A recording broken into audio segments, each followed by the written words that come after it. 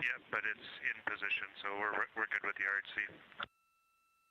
If you're happy, we're happy, and copy the docking cam. Next, at the end of your midday meal, we've got a scheduled flight director crew conference. The vehicle looks great. We don't think we need that conference, and if you agree, we can cancel.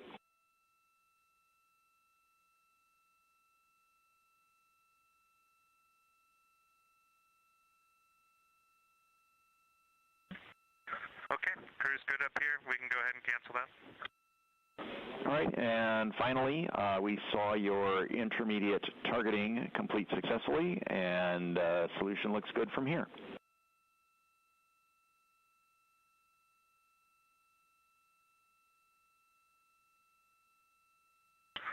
Okay, we concur, Stan. Appreciate it. That's it for now. Enjoy your lunch.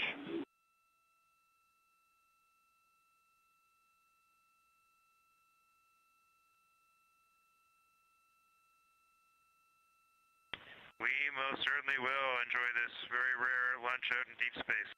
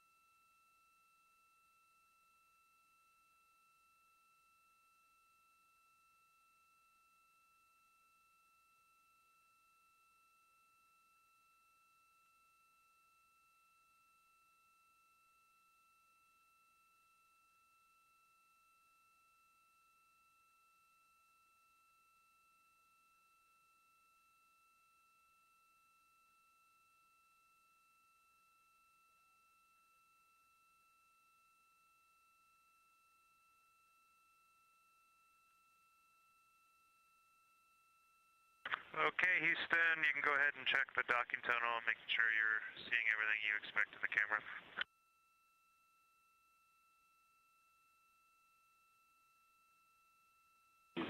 Copy, we'll take a look.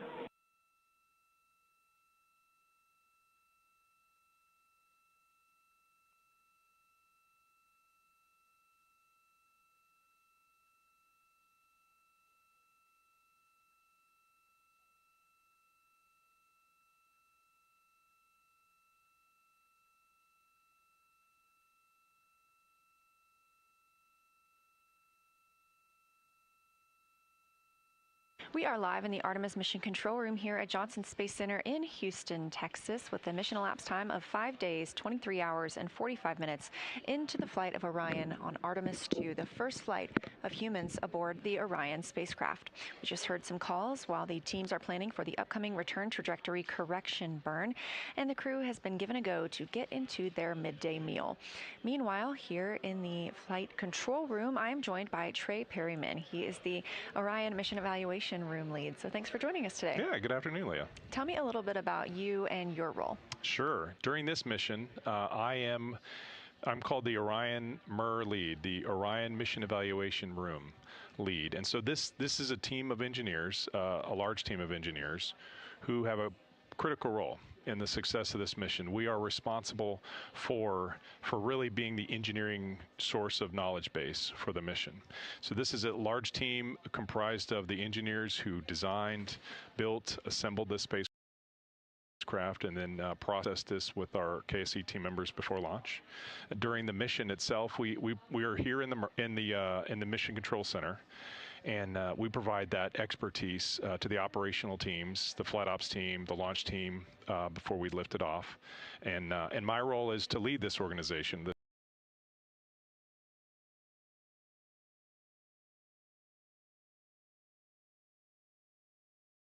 This team of engineers, and then during the mission, report out the findings, the observations we have to our leadership team, to the mission management team and others.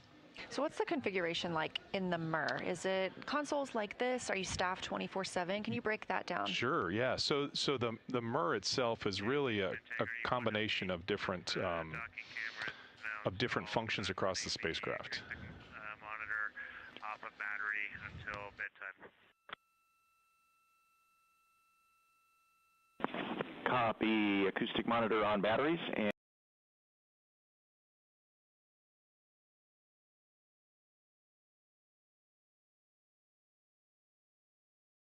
and we have checked and are getting good data from the docking camera. Thanks for that work. Trey knows the rules, that we always let the astronauts talk first. That's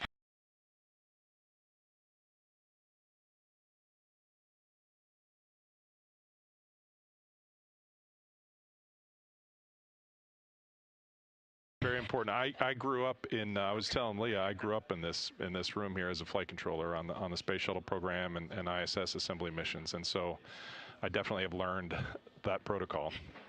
So bear with me as I explain this. But up in the MER, this is a collection of focus areas. So we have different, we call them consoles, just like we have in the flight control room here. And these are really representatives of different engineering functions or expertise. And so we have a console, for example, for the power system, for the propulsion systems, flight software, guidance, navigation, control. And so these people are all, they come together in this one place, and they're comprised of different organizations. So NASA, the ESA, the European Space Agency, and our contractors, the Lockheed Martin and the Airbus company. So we have a blended team of engineers who participated in the development of this spacecraft and now its execution. Well, tell me a little bit about how the MER works with this front room, because I hear calls, on these back loops about checking with the MER on something. So how does what the team does there inform what the team is doing here? Yeah, that's an excellent question. In the Artemis program, we are really a combination of many teams. And so the operations team, the flight control team here, and then the Orion MER are different teams, and they play a unique and separate role. So the operations team, just to start there, is responsible to execute the mission. And so they fly the spacecraft, they send commands, they work with the astronauts and plan their day and plan the activities on the spacecraft. For the MER team, we're really focused on truly the engineering depth of knowledge. So we are following the vehicle systems, monitoring the performance of components, of integrated systems together, the whole spacecraft itself, really to understand how the vehicle is performing, understand it against what we were expecting pre-flight, and then to help when there are anomalous conditions. So sometimes there are things that have gone wrong, as others may have noted here for this mission, it's the MER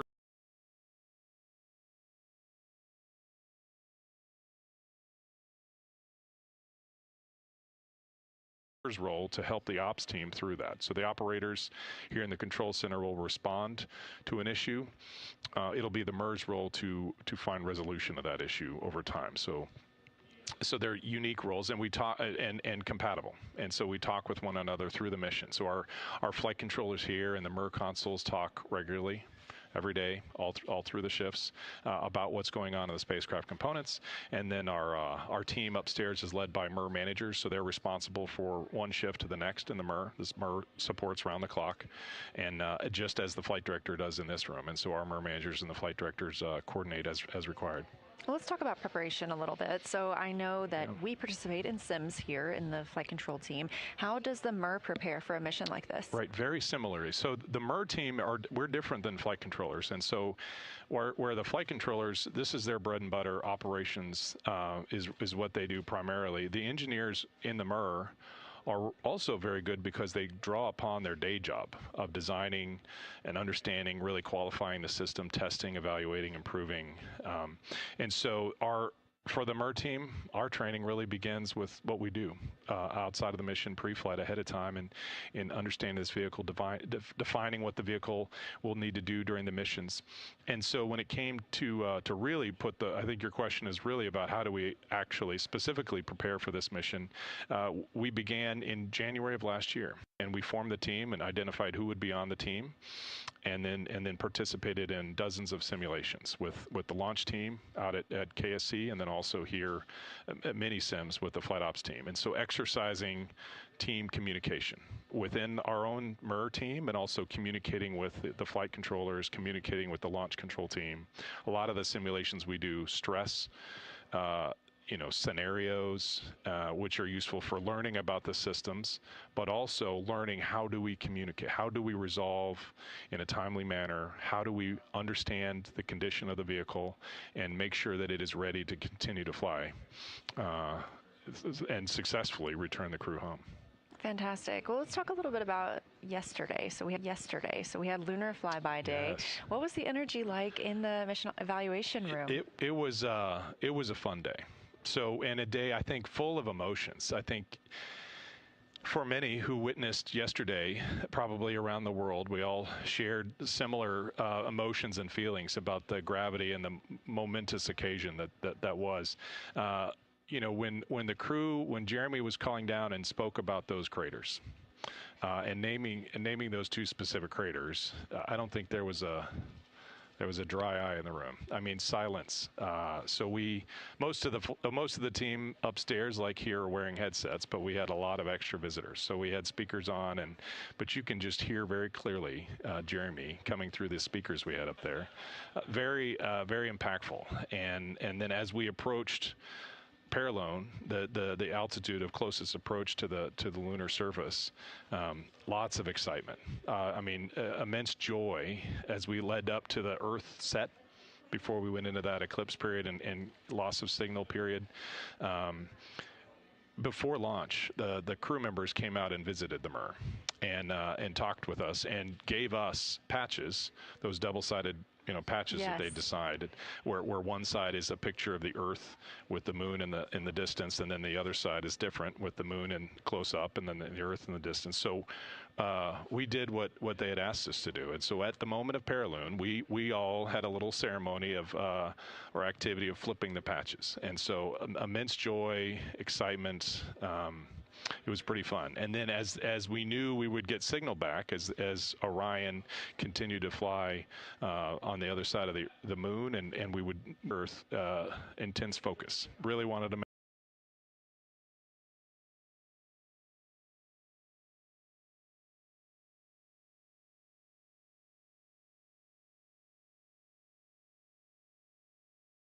make sure what is that vehicle looking like once we got comm back with them. It sounds like we were going through some similar things in both of these rooms. I'm sure. When the craters were named, it was a moment of silence in here as well. It was very, very touching. And we also have those double-sided patches.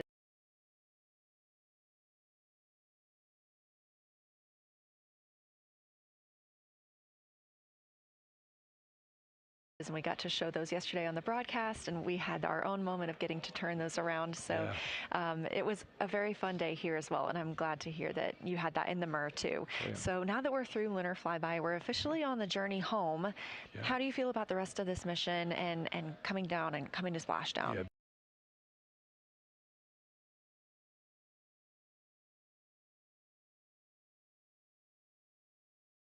This mission is not over until we get the crew back. So the MER team has extreme focus right now. There are a lot of things that the crew members are doing themselves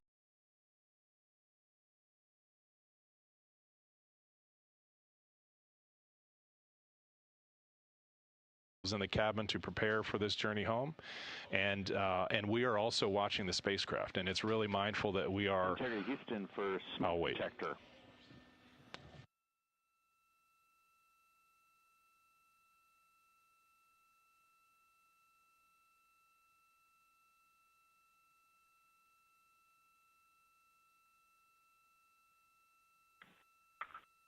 I'm looking at it right now, and it looks good. Stan, what's up?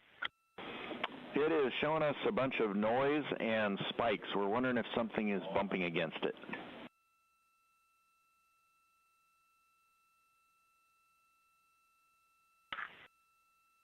We were just setting up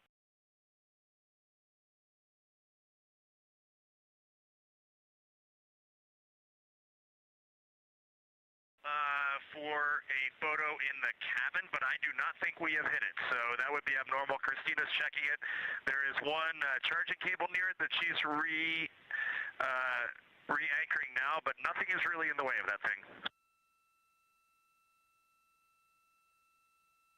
All right, copy, Reid. Actually, that's a helpful report. We might have been getting some interference with that cable. We'll keep an eye on it.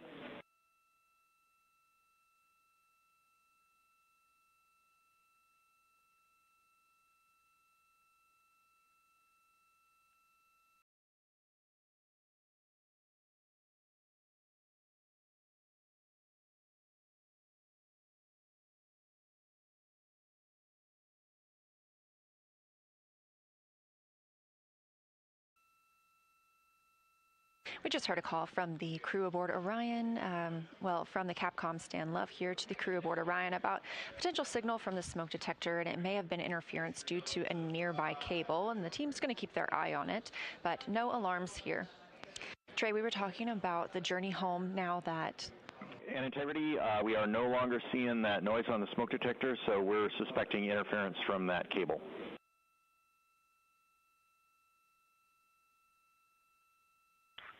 Interesting. Okay, thank you.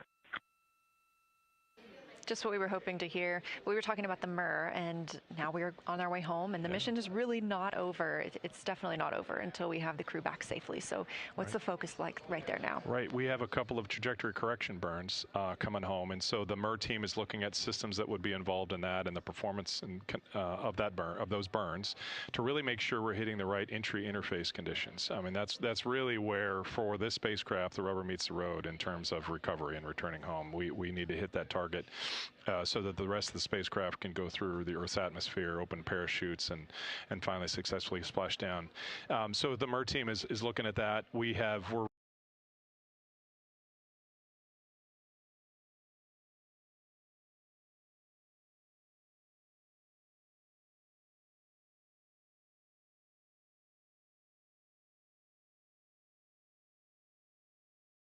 looking at that. We're worked through a handful of different different anomalous conditions on the spacecraft.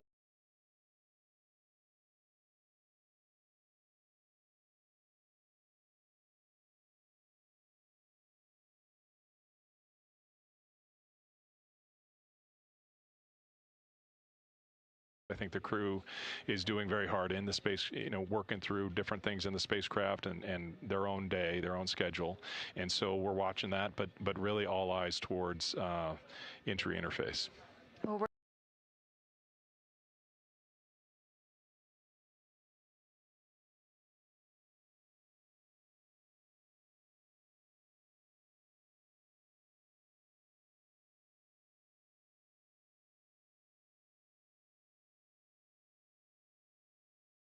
entry interface. Well, we're looking forward to seeing them under good main parachutes and splashing down. Absolutely. And one last thing, I'm very honored to get to tell this story, but I want to make sure people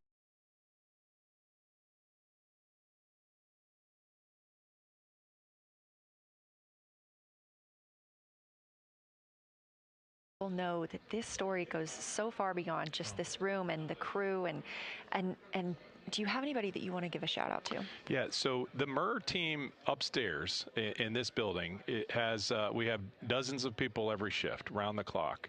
But we have other locations. So we have people, I'd like to say,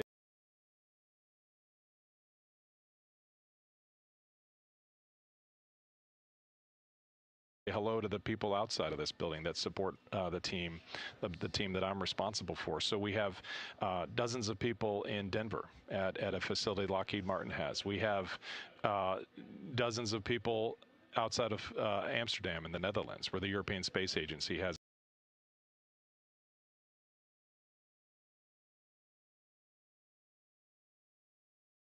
a similar remote site. So for the people who are there, I'd like to say thank you, because we're drawing upon all of the expertise, and that Artemis expertise is really all over. And I have a lot of different individuals that come to my mind, too many to mention here right now for a specific shout outs. But to be honest, there are moments in this mission that I will look back and realize the successes we had were really because of the many people and the necessity for us to work together and solve those problems together, which is, I think, largely what Artemis is about. It's really about going to the moon, but it's also about doing so together. Absolutely. Couldn't have said it better. So the work of thousands of people, and now Artemis II going for all humanity. That's right. Thank you so much for joining us, Trey, telling us a little bit more about the MUR. And I know you have to get back there, so I appreciate your time here today. Well, thanks, Leah.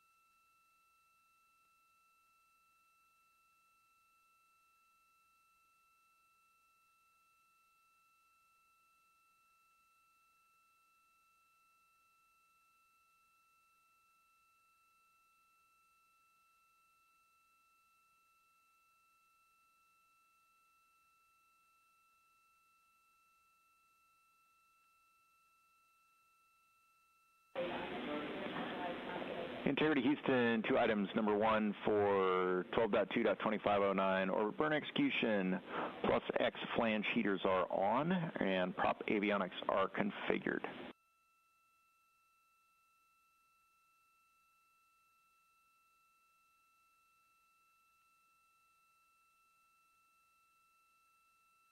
Okay, we copy, Stan. And unfortunately, we have seen the spikes return in the signal from the smoke detector. Can you check that the cable is still not near it, and also tell us what cable it was? If that was EMI off of that cable, we definitely need to document this.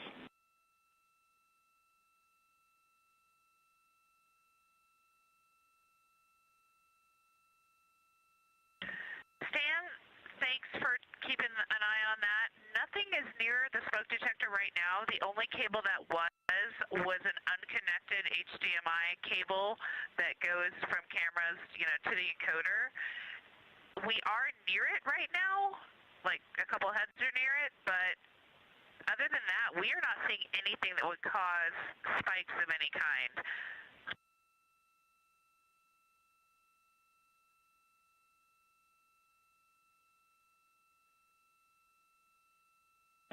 All right, copy. Thanks for that information. We're still scratching our heads down here.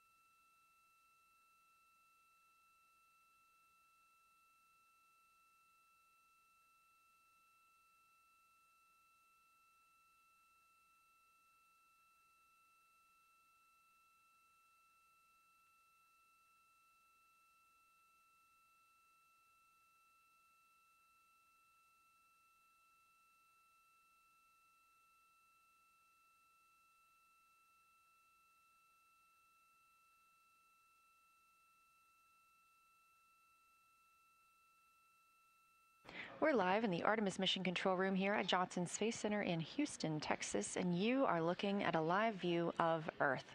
That's coming from a camera on one of Orion's solar array wings, pointed toward its destination. After lunar flyby yesterday, we have officially begun our journey home, splashdown targeted in 3 days, 1 hour, and 8 minutes. We are now 6 days and 9 minutes into the flight of Artemis II, the first flight of humans aboard the Orion spacecraft.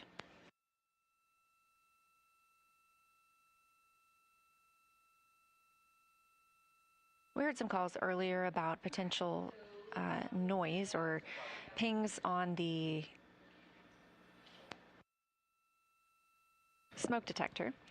There are no alarms going off, obviously, on the smoke detector, and the crew sees nothing out of the norm aboard the spacecraft, so teams on the ground are trying to figure out where that interference might be coming from.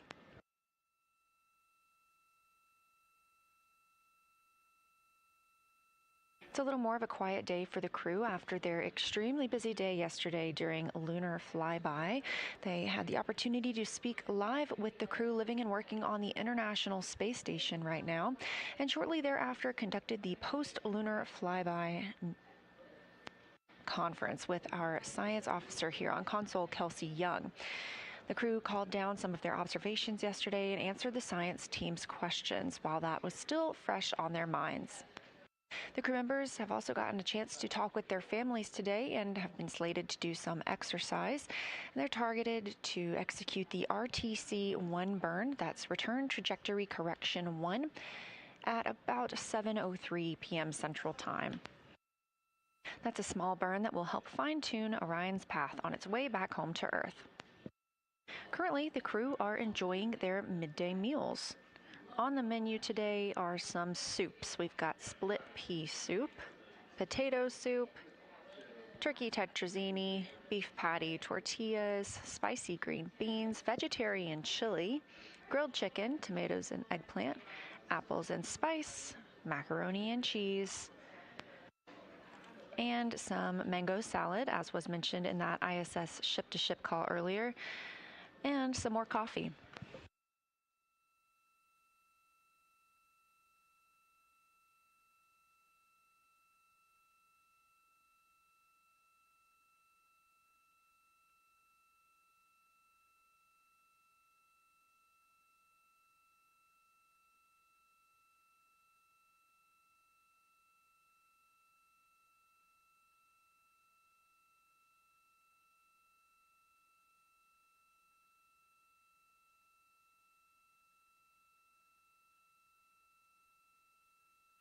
Speaking of coffee, there are 43 cups of coffee on the spacecraft to help power the Artemis II crew.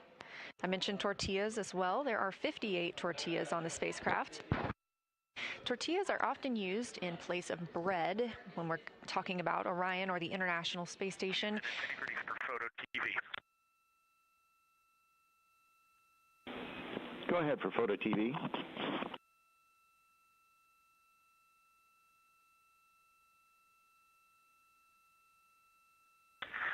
Hey Stan, on PCD2, we threw about 10 images in there in imagery for downlink for Photo TV subfolder. If Photo TV could take a look and hopefully give us a thumbs up, and if not, give us feedback, that would be appreciated.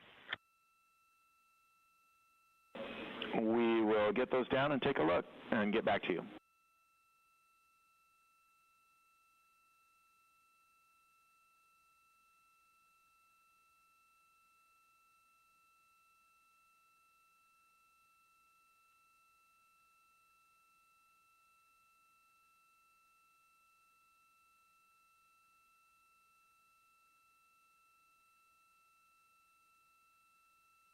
That call from Commander Reid Wiseman down to Capcom Stan Love here in Mission Control Houston about some photos that they are sending down. We continue to get photos from the crew aboard Orion, and you can see all the latest ones on NASA social media. That is at NASA or at NASA Artemis, and you can also find those at images.nasa.gov. talking a little bit more about the food on the spacecraft, and tortillas typically being preferred as the essentially bread of choice. Bread has a lot of crumbs, and when in space, those can float pretty much anywhere and get into the ECLS, the environmental control and life support systems. And you do not want anything clogging up your fans for those life support systems, so tortillas are often the preferred, essentially, bread of choice.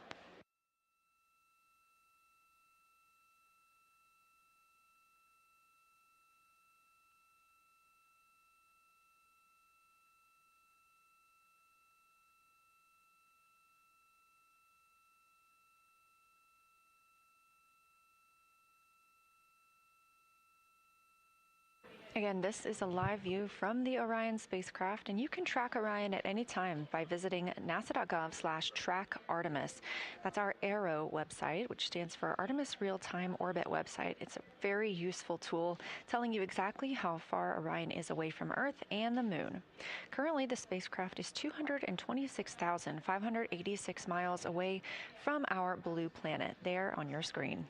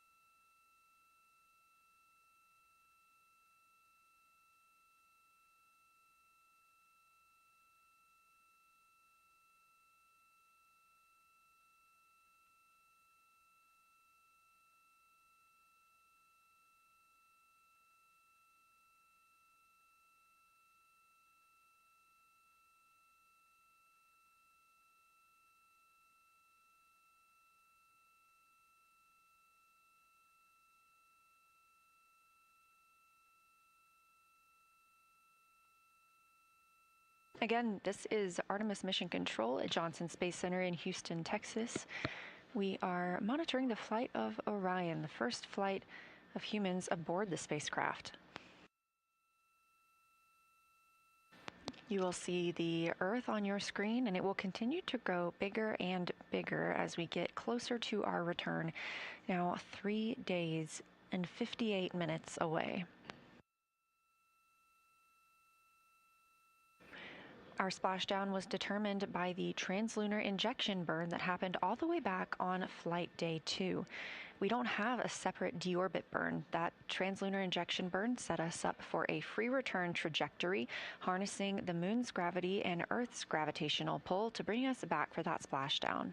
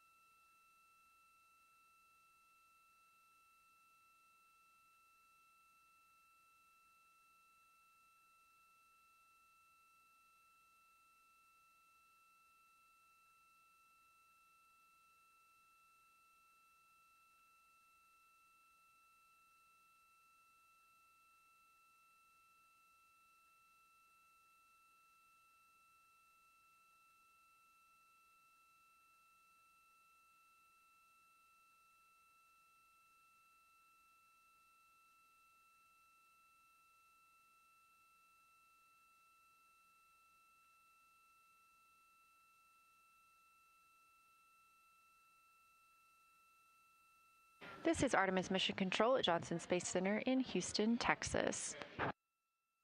Next major milestone on the crew's timeline will be the RTC-3 burn. We are now just 1 hour away from ignition of that burn. This is a 1.4 foot per second burn. Again, that's relatively small, and so this is a trajectory correction burn, as is in the name. These are just small refinements for our trajectory that was set during the translunar injection burn back on flight day 2.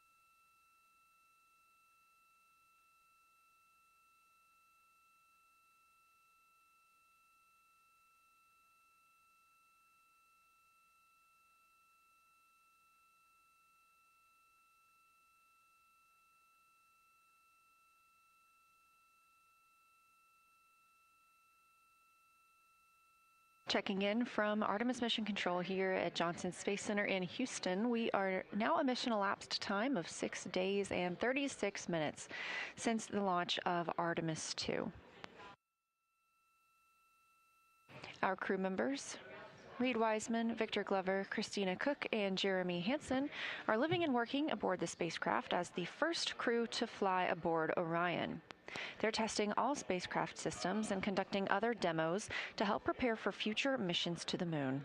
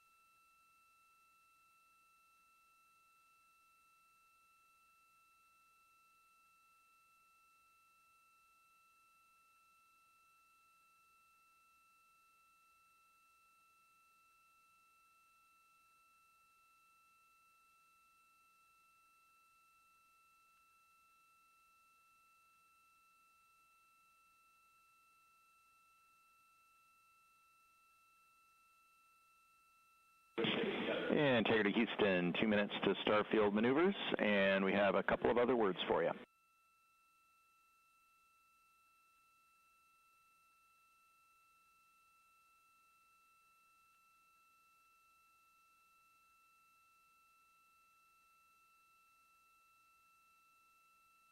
Copy, starfield stand. Go ahead, your words. All right, late call SM prop helium ISO valves are configured. The aux branch 1 will remain closed. There is no change to the burn plan or to the pad.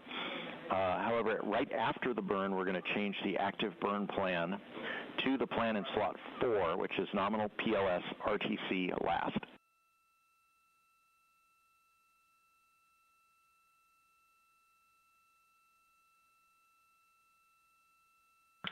Okay, makes sense. We're expecting that stand. Sounds great.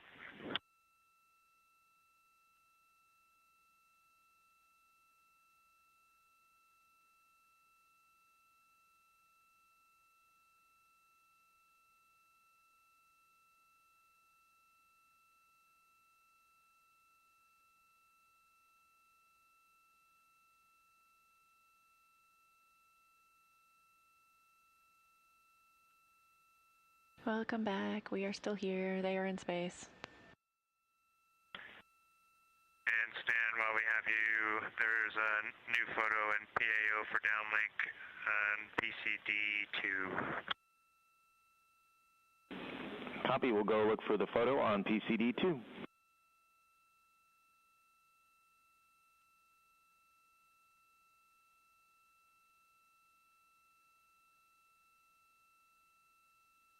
Those communications coming from Commander Reid Wiseman aboard the Orion spacecraft about some photos that we hope to be able to show you soon. The crew has been great about providing us with beautiful imagery. You can find those images at images.nasa.gov.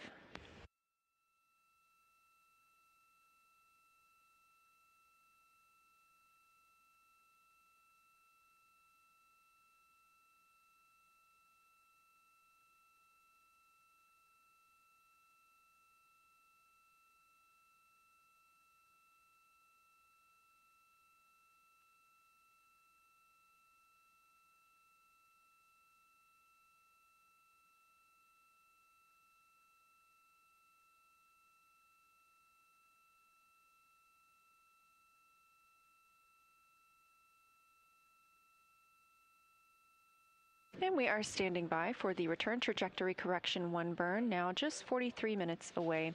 Again, this is a small maneuver for the spacecraft, firing of those reaction control system thrusters.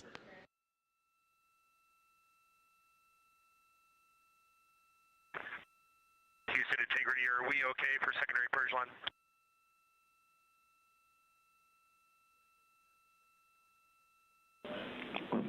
Checking. And integrity, we are go for secondary line.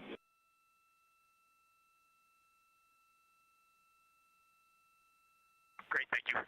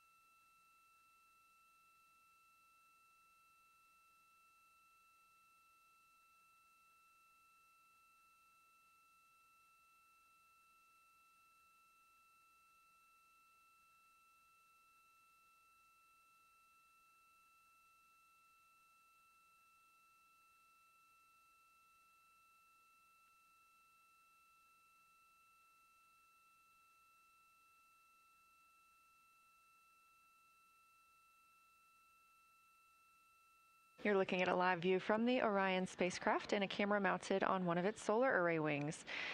As you can see, some of the light changing outside of the spacecraft.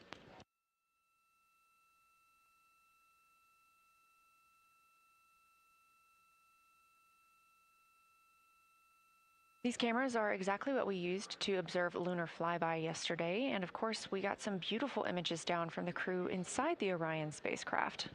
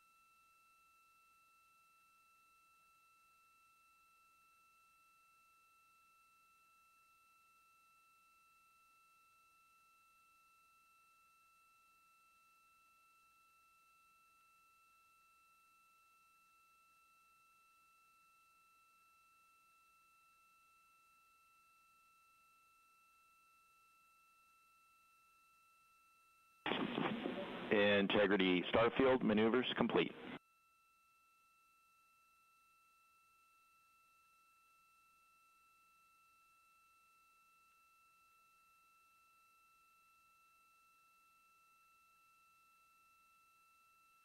We copy, Stan. Thank you.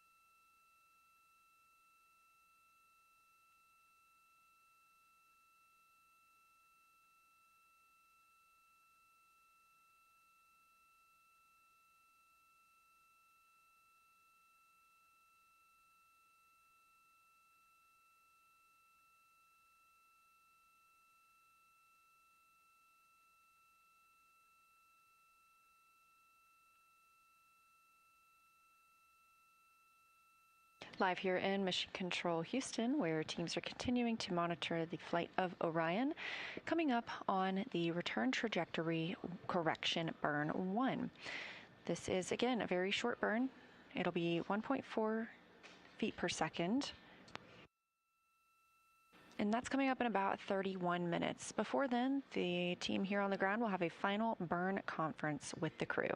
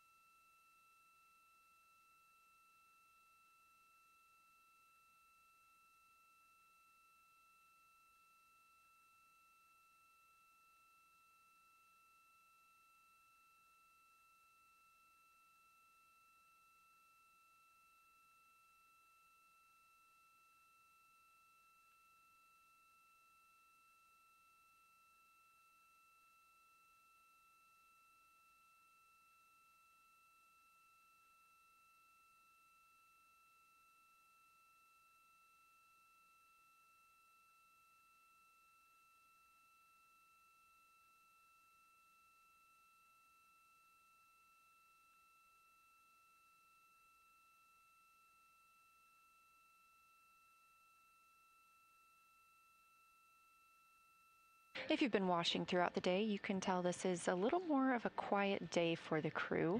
We are preparing for this burn now coming up in 30 minutes, but the crew had an extremely busy day yesterday and therefore got some time off, especially scheduled for after this burn.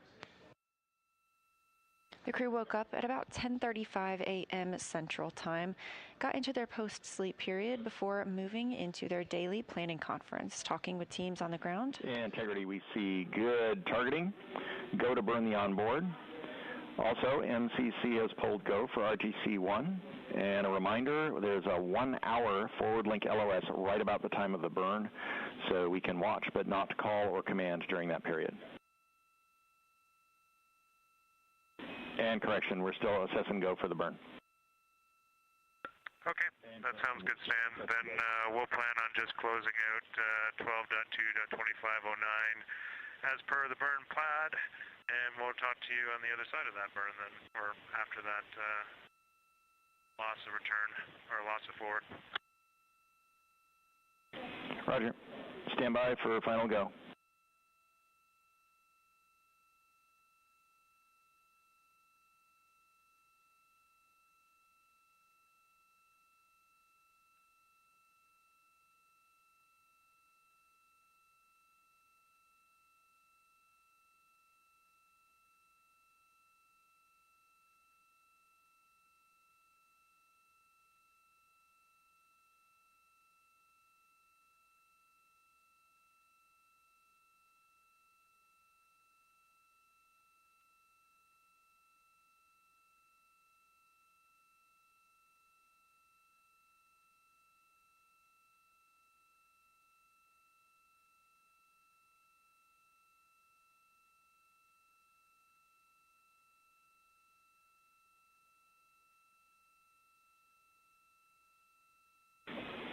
And integrity, MCC is go for the burn.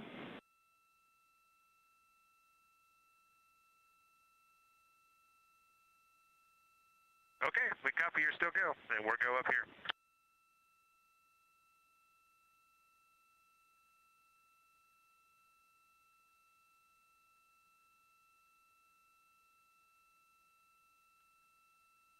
Recapping a little bit of those communications between Capcom's Stan Love and the crew aboard the Orion spacecraft, specifically Canadian Space Agency astronaut Jeremy Hansen.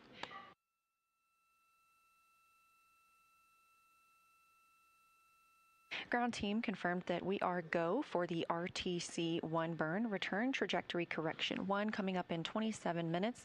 That will be at 7:03 p.m. Central Time. Again, a very small fine-tuning of the spacecraft's trajectory ahead of splashdown, now 3 days and 17 minutes from now.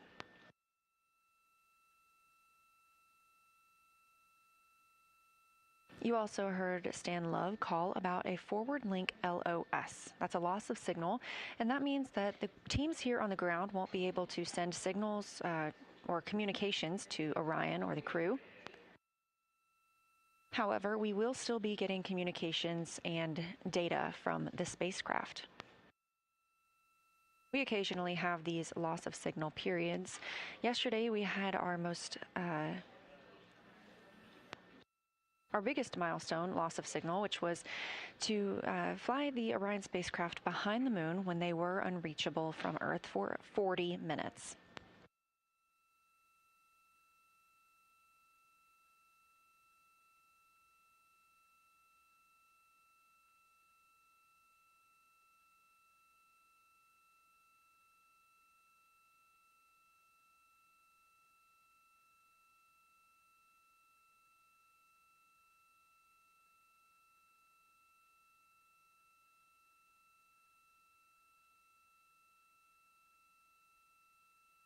But again, recapping the crew's day, they had their daily planning conference with the team, getting a read on any of the spacecraft systems and asking any questions before they started their workday.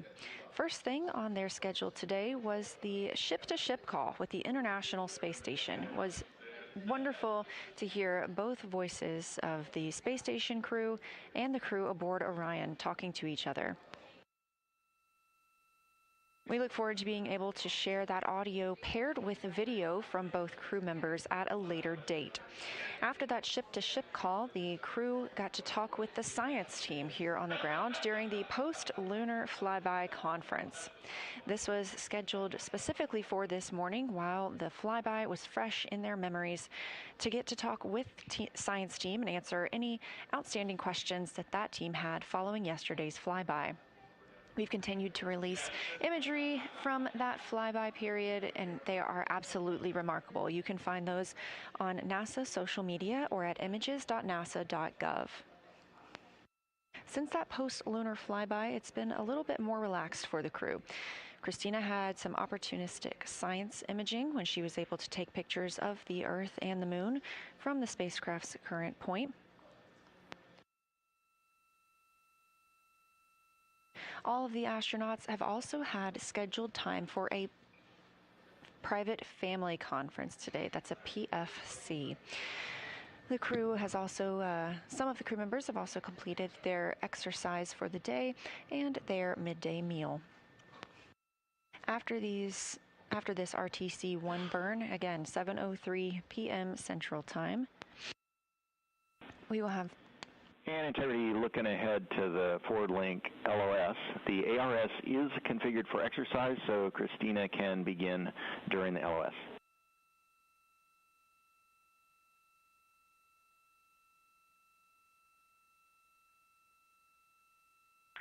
Okay, we understand that, and she will follow the procedure and say facades before she starts. Thank you. Great words.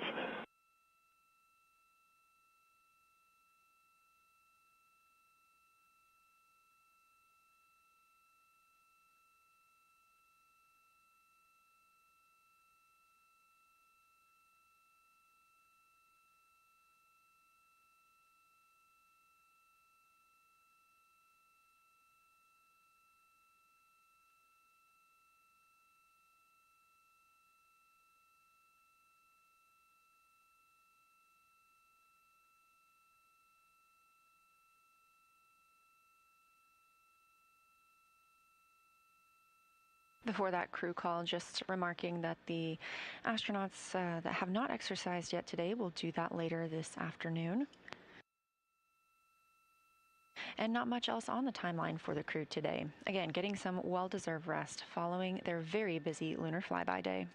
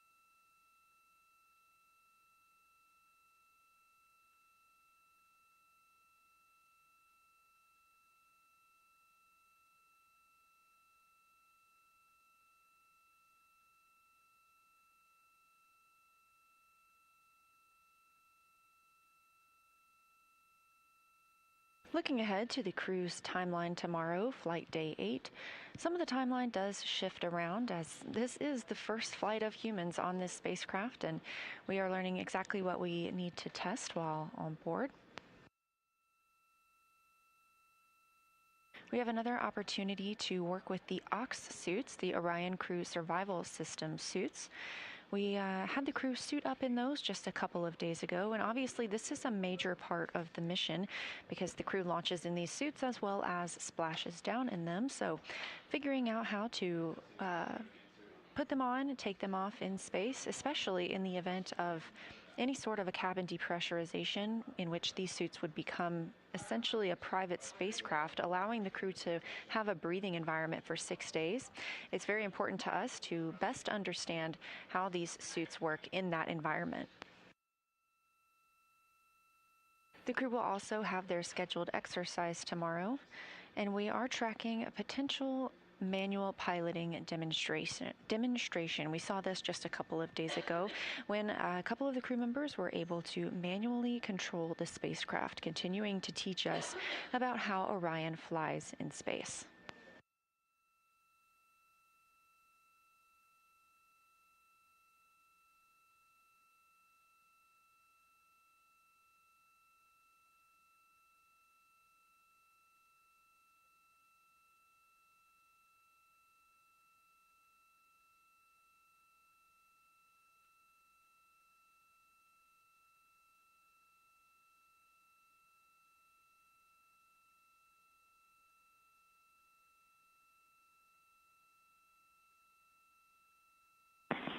Integrity tank pressures are good for the burn.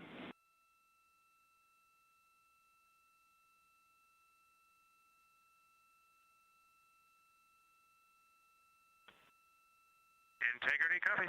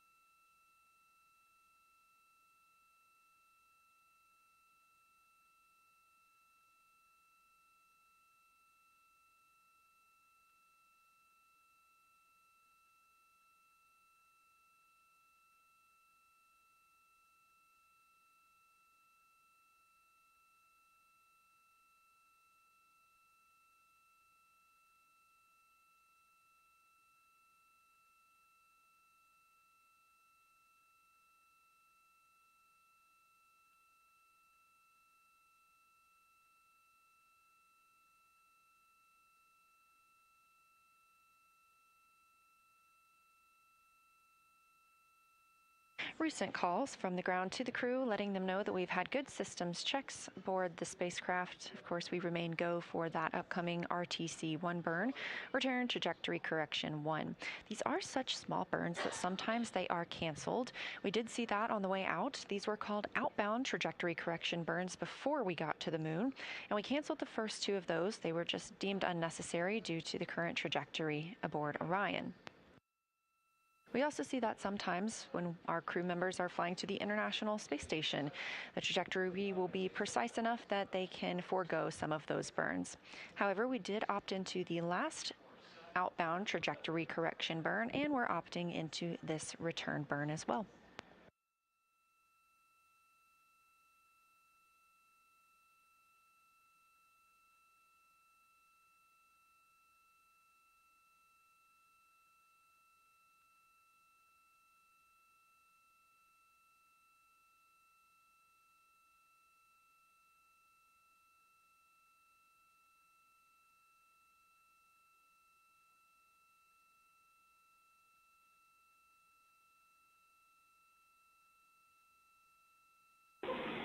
Integrity saws in position for the burn. All brakes set.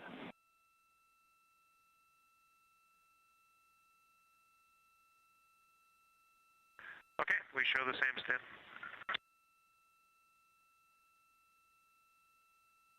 Capcom Stan Love calling to the crew that all of these solar array wings, or SAWs, are in the proper configuration for this return trajectory correction burn. Before we conduct a burn, or even when we conduct exercise, we place these SAWs, or solar array wings, in a locked position so that no loads imparted on them by the thrusters can damage them. So we are targeting that burn in 16 minutes, but ahead of that, this Artemis II mission is a new opportunity to study the moon, but teams are also conducting other scientific experiments, including on the crew themselves. Here's a little more about the science of the mission. Artemis II is our return of humans to the moon, flying around the moon on board Orion. But along with that, we're doing a lot of great science. One of the exciting things about the Artemis missions to the moon is that science is actually a fundamental pillar of why we explore, why we're going, what we're doing in Artemis. I think it's incredibly exciting that not only are we testing the vehicle, but we're testing science on board. Science where the astronauts are conducting experiments, science riding along with the astronauts. We have astronauts looking outside the window and really observing the lunar surface. It will help us understand the deep space environment. It will help us understand how that environment affects our astronauts, our systems, and life in general. So deep space is a challenge for us because you have to leave Earth's protective magnetic field. Here in low Earth orbit, the crew members are protected from some of the harmful radiation. Going to the moon, they'll no longer be protected, so they'll have a higher radiation exposure. Much like Artemis I, we have so many radiation sensors and detectors that are inside the capsule so that we can fully understand and appreciate the radiation environment for protecting our astronauts. In my hand here, I'm holding a tissue chip model. This is the exact design that it's going to be flying alongside the astronauts. We'll be collecting samples from each of the crew members, and we can make these organ chips out of the astronauts themselves. So every crew member will have their own avatar on board, and then upon return, we can evaluate that deep space radiation environment and what that compares to the astronaut themselves. Not only are they going to help change the course of medicine for the astronauts, but revolutionizing that on Earth as well. We're looking at sleep, we're looking at team dynamics, we're looking at how you interact with the environment. We're also looking at the immune system, so what are the biomarkers? We're using saliva as a method to study hormones and different things in your body that may change during a mission like this. And then finally, how do we function after microgravity, being close to the moon, then returning to Earth. Which will ultimately help us achieve our goal of getting humans to Mars. And then on top of that, we have an opportunity to look at the moon from deep space on the far side for the first time in over 50 years. Having human eyeballs and brains back around the moon is going to unlock a new generation of lunar science discovery. The human eyeball is capable of taking in so much data in just a split second. They'll be able to tackle impact history, volcanic history. They'll be able to look at how the albedo, or kind of the shade and hue of the moon and the color of the moon, can tell us something about how that terrain evolved over time. We're integrating science in ways that have never been integrated into human exploration before. We have a front room mission control flight controller position called the Science Officer. We have a brand new science back room where it's basically our brain trust of lunar scientists and geologists supporting the crews of the future. And Artemis II will allow us to really test how this works so that future missions are really set up for success. We'll also be deploying some CubeSats. They're small shoebox-sized spacecraft of their own. They're each provided by another country, one of our partners. As they conduct their research, they'll complement what we are doing at the moon with Orion. It is so incredibly exciting to be a part of this mission. It has been, really one of the privileges of a lifetime. I can see the work I'm doing benefit crew members right now and benefit the crew members in the future. So it's incredibly exciting and it's very rewarding. As this rocket launches humanity off of the Earth, we'll be setting the stage through our science to prepare humanity to leave Earth and explore the solar system. Understood, Stan.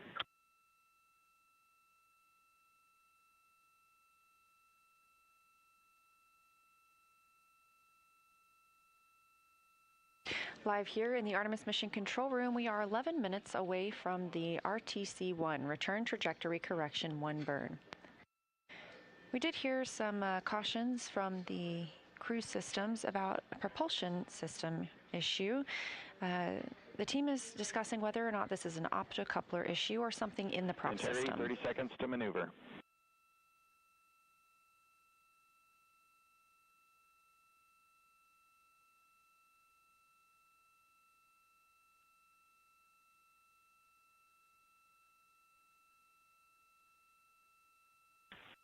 Okay, integrity copies.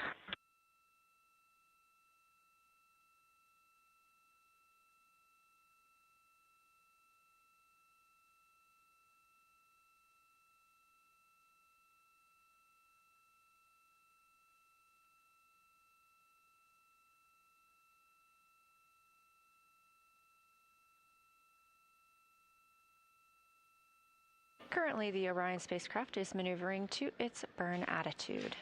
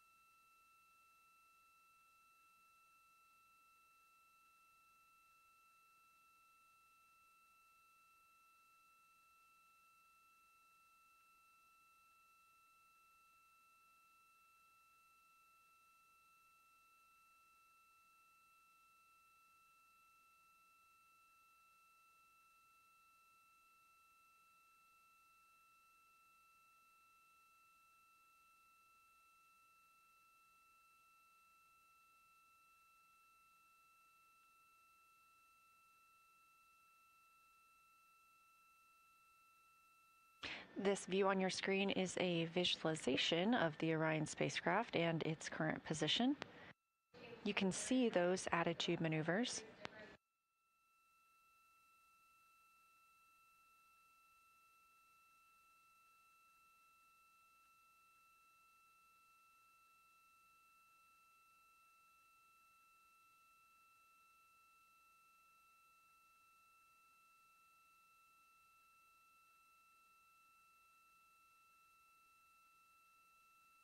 Team here reporting that we are in attitude for the burn, now 8 minutes away.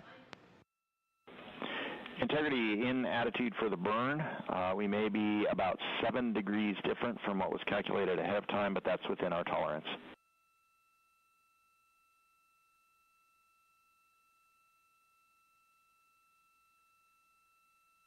Okay, copy.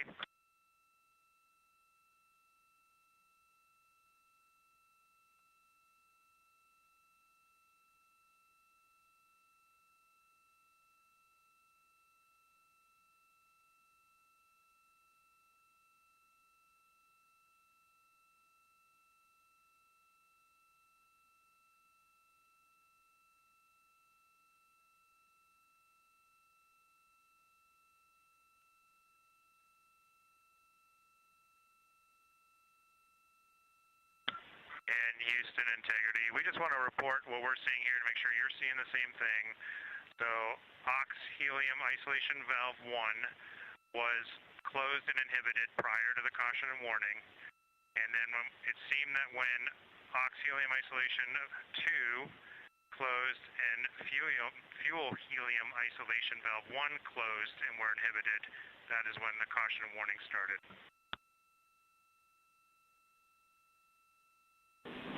All correct. Thank you.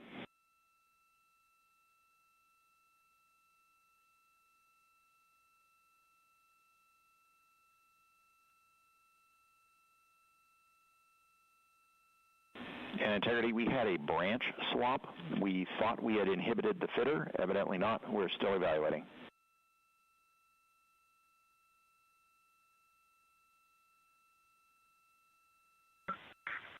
Integrity copies.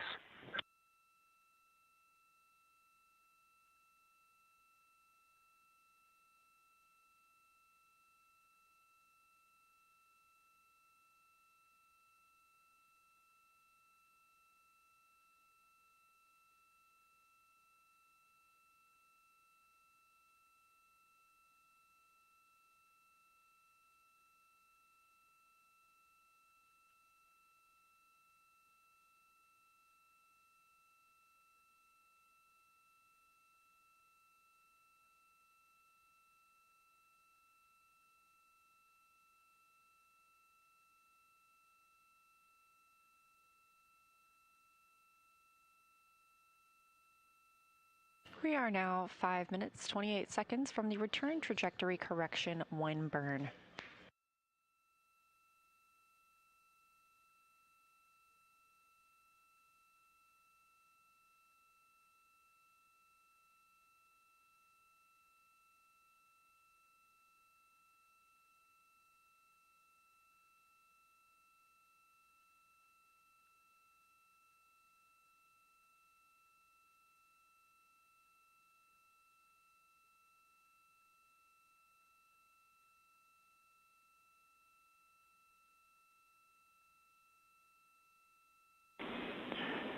Integrity Houston for prop. After the burn, we'd like the valve reconfig per the procedure, and recall that's been edited so that you won't touch the branch 1 aux. We will have 2 PRUs to recover later. We'll do that after the forward link LOS.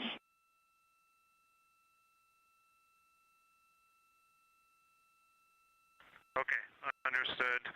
So we will execute the procedure as written with the delta about the aux helium isolation valve 1. Good words, and the procedure guides you that way.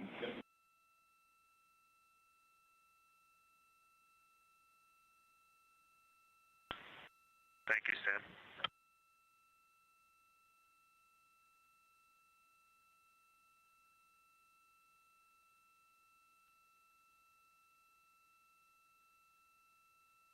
Now less than 4 minutes until the return trajectory correction 1 burn. The crew did receive some warnings, or cautions I should say, about something in the prop system, specifically the PRUs. These are the pressure regulator units, and those will need to be reset later today. We are going to go into a forward link LOS. That's a loss of signal where we can't send communications or commands to the crew. However, we will still get data and communications from the spacecraft. That forward link LOS will start shortly after the burn, now about 3 minutes away. And the team here in Mission Control Houston remains go for that burn.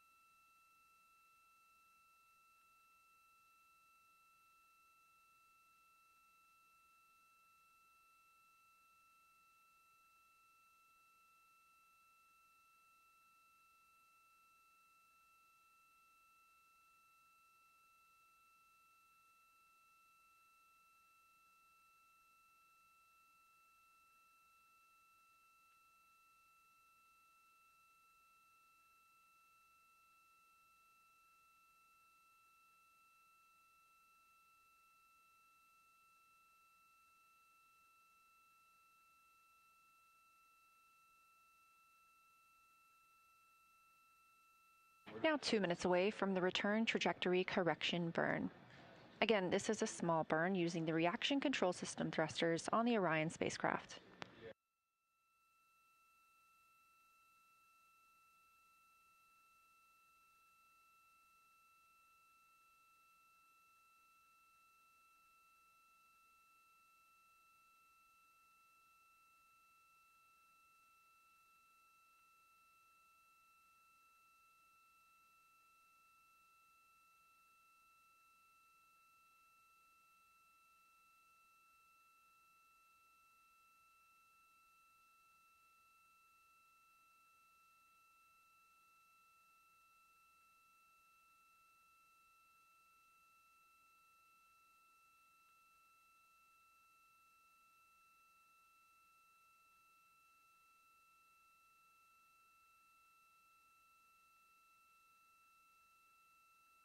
One minute away from the return trajectory correction burn.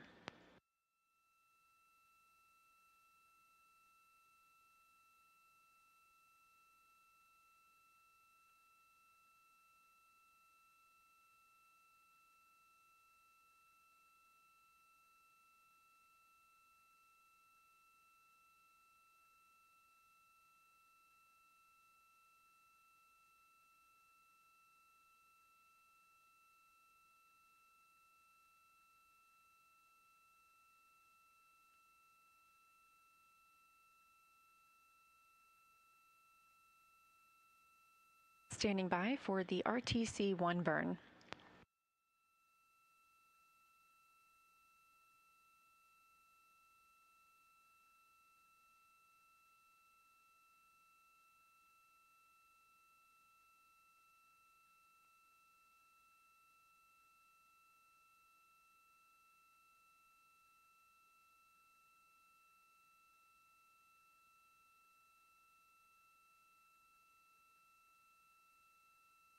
We have ignition and 4 good engines and good control.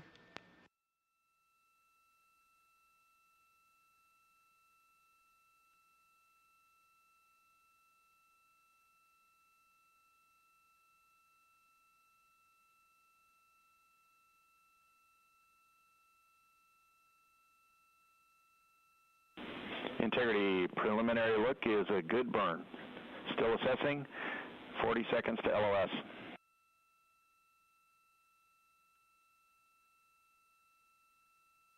Okay, Stan, we saw a good burn on board as well. Roger.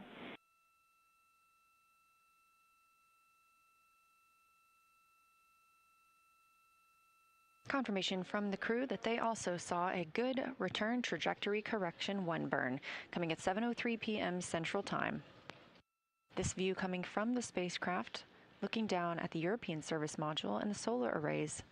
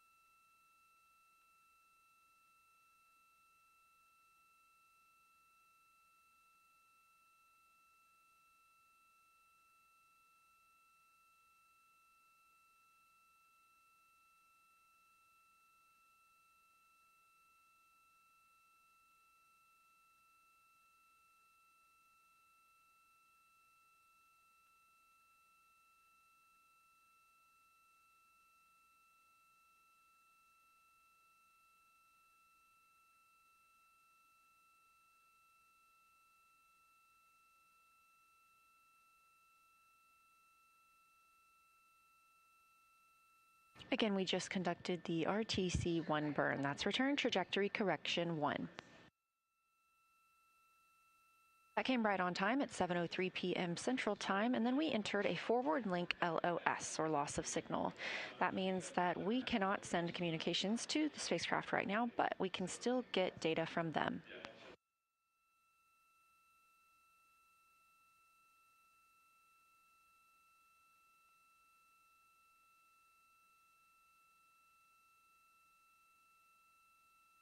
Again, a very quiet day for the rest of the day for this crew. They will have some opportunity to exercise. There will be another private family conference. And that's about it before the crew steps into their private medical conference, or PMC, before they get to sleep tonight.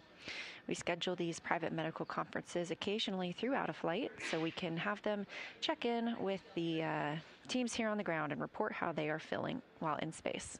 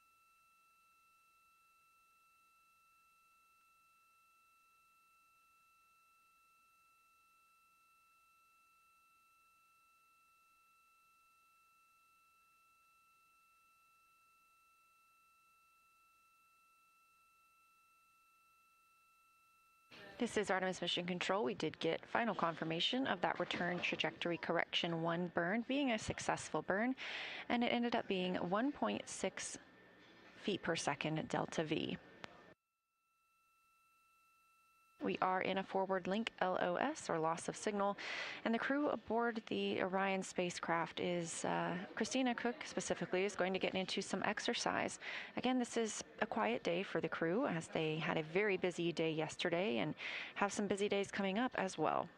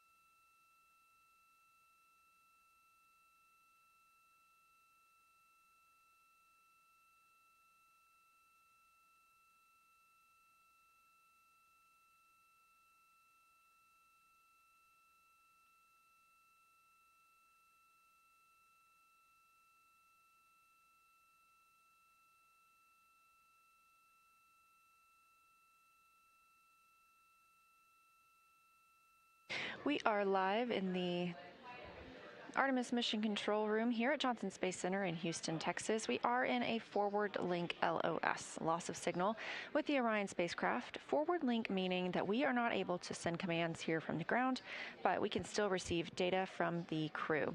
We are using the Deep Space Network for this mission, being that we are so far from the Earth, and these LOSs, or loss of signal periods, are tracked. We're currently 54,082 miles away from the moon. That's almost 50,000 more miles than our closest approach yesterday during the lunar flyby. That was about 4,067 miles above the lunar surface. We've even heard some calls today of the crew that they have new imagery that they'd like to send down, so we are trying to get that out to you as quickly as possible. You can find it on images.nasa.gov or on NASA and NASA Artemis on social media. If you are loving this mission and you want to know more about the work that happens here at Johnson Space Center or across the agency, NASA has a suite of podcasts for you to enjoy. Houston, we have a podcast, is recorded here at Johnson and has over 400 episodes with scientists, engineers, astronauts, and more, all about various parts of human spaceflight. We even have recent episodes with this Artemis II crew. You can visit nasa.gov/podcasts to check that out.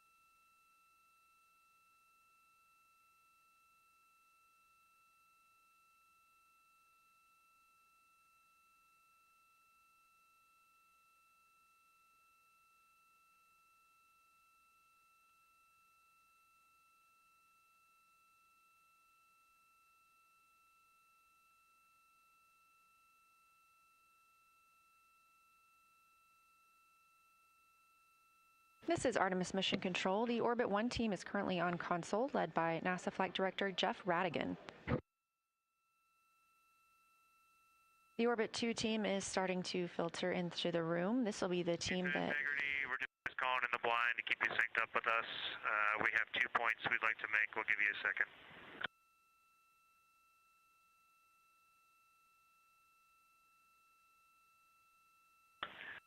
All right, the first point in 12.2.2509, when we got to the prop reconfiguration, as you are seeing, our ox helium isolation valve 2 and our fuel helium isolation valve 1 are inhibited, and so we left those closed, and of course ox helium isolation valve 1 is also closed.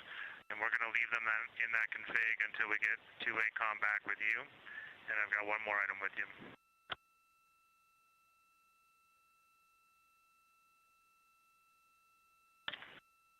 All right, and the second item is we've talked it over as a crew, and based on the recommendations in the daily summary, if we did end up in an off-nominal situation where we absolutely needed prop, we would go ahead and open ox helium isolation valve 1.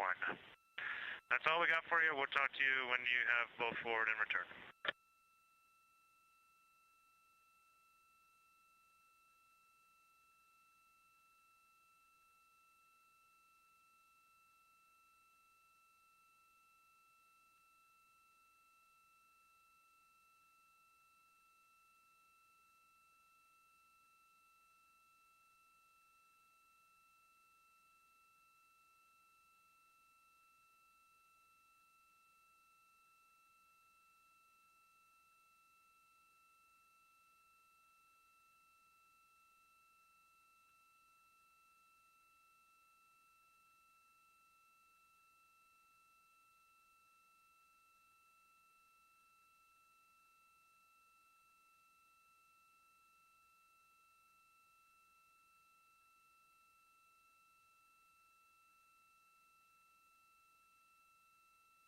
Those calls from the crew, specifically Canadian Space Agency astronaut Jeremy Hansen, calling down about the prop cautions that they saw just before going into the RTC burn, that return trajectory correction burn. They did call down when we are in an AOS, or an LOS, I should say, a loss of signal with the Orion spacecraft from the ground side. So we can't send communications and commands to them right now, but we can get their communications. Those prop cautions popped up just before the RTC-1 burn, about 15 minutes prior to that burn, and the team considered us still go at that time. The spacecraft is in a good configuration, and teams here on the ground are working through procedures for how to clean up those cautions.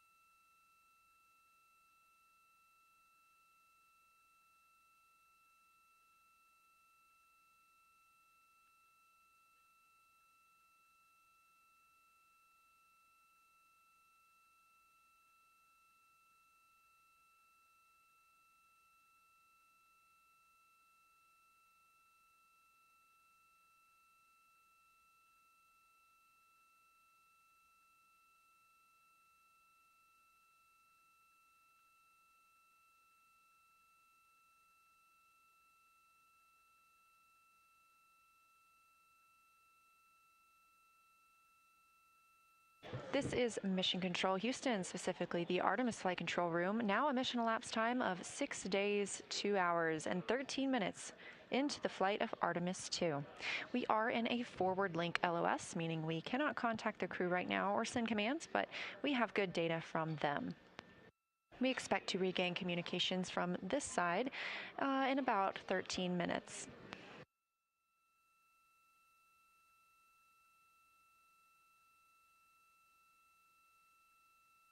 We were monitoring some prop cautions for the spacecraft that the crew received just before the RTC-1 burn. The spacecraft is in a good configuration. We continue to get good data, and teams on the ground will help the astronauts work through any necessary procedures.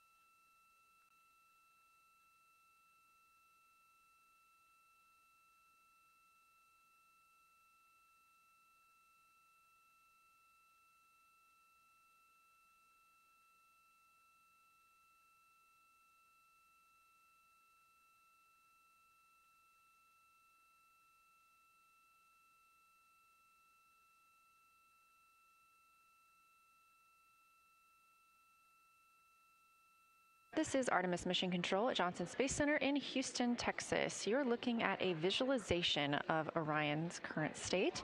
We are now 55,000 miles away from the moon, a number that will continue to grow as that number, 223,617 miles from Earth, continues to shrink. You can track Orion at any time by visiting nasa.gov/trackartemis. Here in the Flight Control Room, the Orbit 1 team is starting handover with the Orbit 2 team. This room is monitored 24/7 throughout the mission, all the way through the time the astronauts splash down in the Pacific Ocean, now 2 days, 22 hours, and 55 minutes away. And we are also live on NASA's YouTube throughout the mission.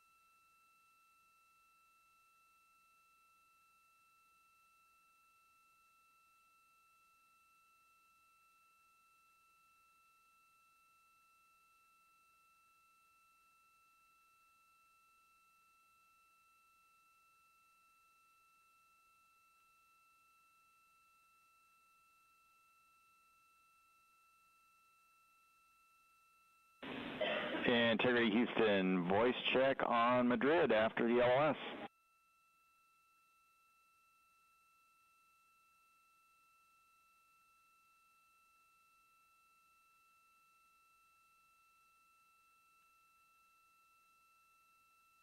We're with you, Stan. We got you loud and clear. During the forward LS, we copied your call for the RHC stow. Jeremy, we copied your call about the prop valves in 12.2.2509, and your plan that if you needed prop, you would open NOx helium mass valve 1, and we were good with both of those conclusions. And we have more software words when you're ready.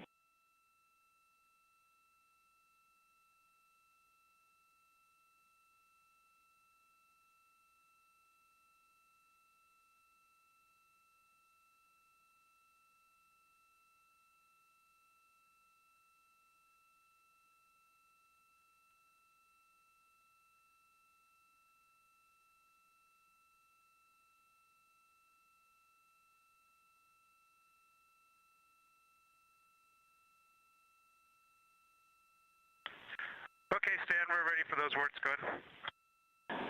All right, for the prop cautions, it's still an evolving story. We had a fitter function that should have been inhibited. Even left enabled, we did not see its trigger conditions being met, yet it executed. So we are running tests starting now to understand this better. That fitter swapped branches and turned off 2 PRUs, and we're putting the recovery steps for that system in work, again, starting now. Current thinking is that we'll disable that fitter for future burns.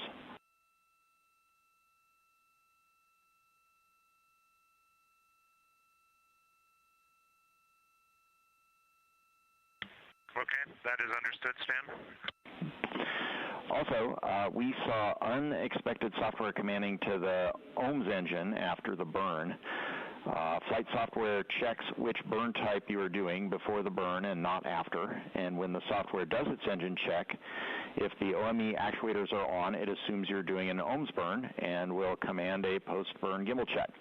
So today the actuators were on for the TVC motion checks we were doing earlier in the day.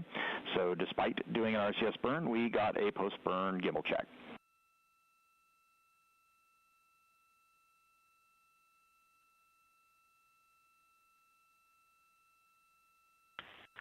Okay, Stan, understood. No impact on that, but an interesting item to know about. Thanks for that.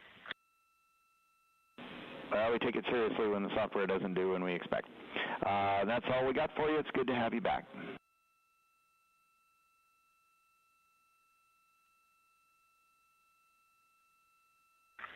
Okay, and then what configuration do you plan to put the valves in at this point? Jeremy, we're going to run procedure 30.52.2200, 30.52.2200 from the ground. That will put us into the valve config that we're seeking, and you can follow along in that procedure if you like.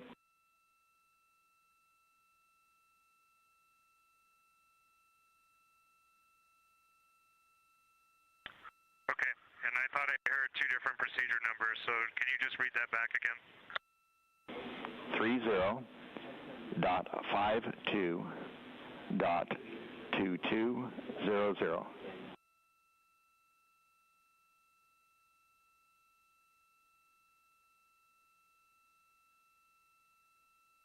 Okay, we got it. And then, sorry, just we're not going to get into that procedure. We're going to get into some other stuff. But what will be the end configuration for those helium valves?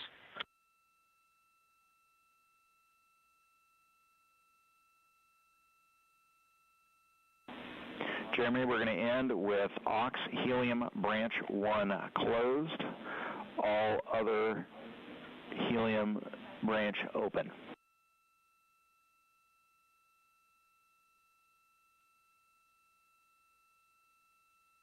Okay, understood that. And what about inhibiting? Will anything be inhibited?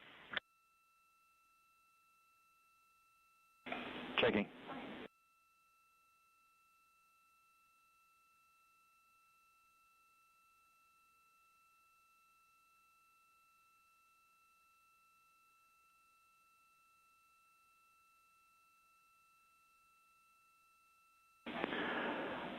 Jeremy, all 4 helium isols will be enabled, but only Ox Helium 1 will be closed.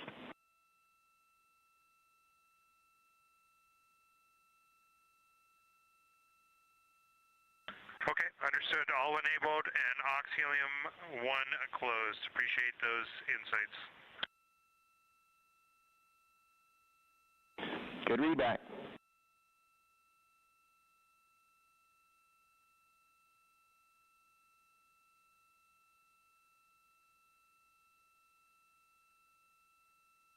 And Houston, just one other detail. We want to make sure it got down accurately communicated to you prior to the burn. We went into that seeing Ox Helium isolation valve 1 inhibited, closed and inhibited, which was not what we were expecting from the daily summary. We just wanted to make sure that that was clear to you, and that's what you were seeing as well.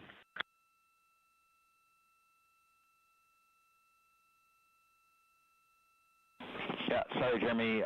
We inhibited that valve from the ground earlier, and we should have told you about it.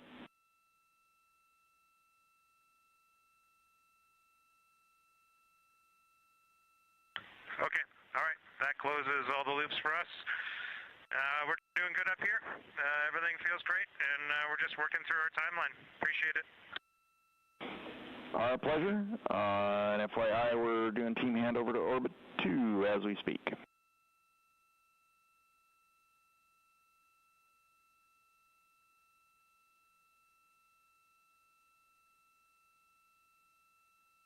Copy that. Thanks, Orbit 1, and looking forward to working with Orbit 2. Here, one more question for you. We're 18 minutes out from an attitude maneuver and wondering what the exercise plan is.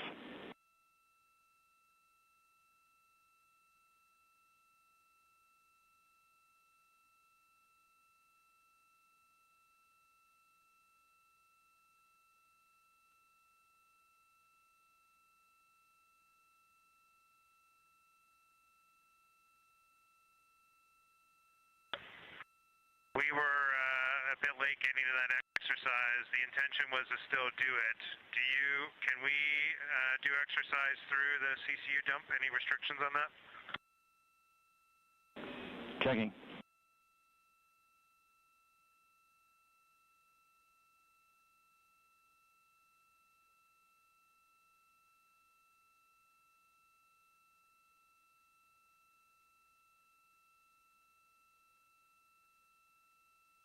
And while you're checking that, Stan, if you guys could just safely raise for us from the ground, we'd appreciate it.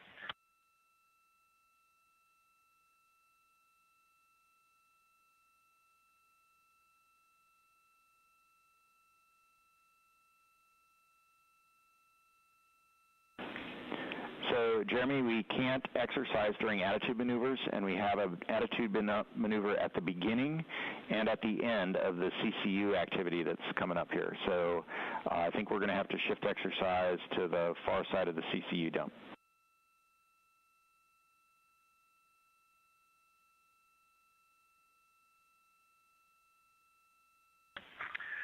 Right, okay, that makes sense. All right, we will sync you up on what the plan is. We may start exercise before the CCU dump if you're okay with that, and then cease it prior to your maneuvers, if that works for you.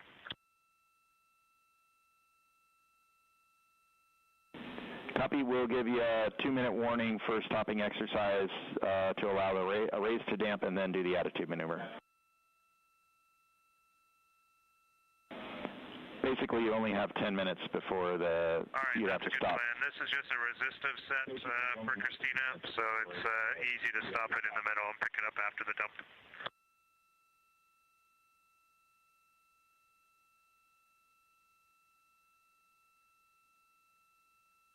Okay. And Jeremy, we'd like you to not try to start exercise before the CCU dump. We'll pick it up on the other side, please.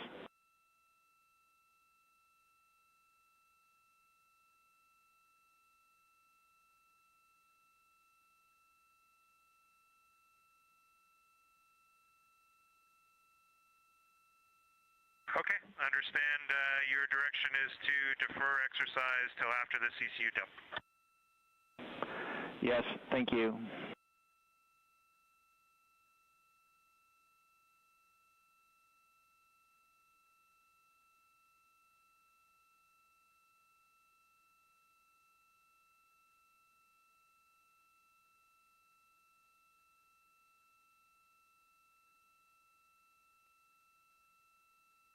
This is Artemis Mission Control with the mission elapsed time of 6 days, 2 hours, and 40 minutes into the Artemis II flight.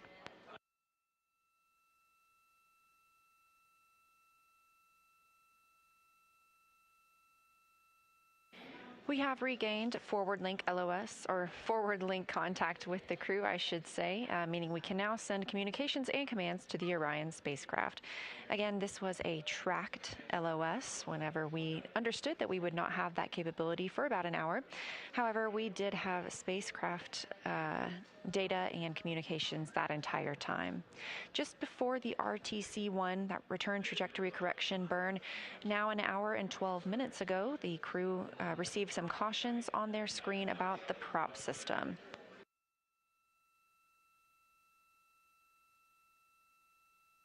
The conversation from Capcom Stan Love here in Mission Control Houston to the crew, explaining some of those cautions and why they received them, and that they are putting recovery steps for that system in work. There was some also unexpected software commanding, and the team is taking a look into that, but the vehicle is in a good condition.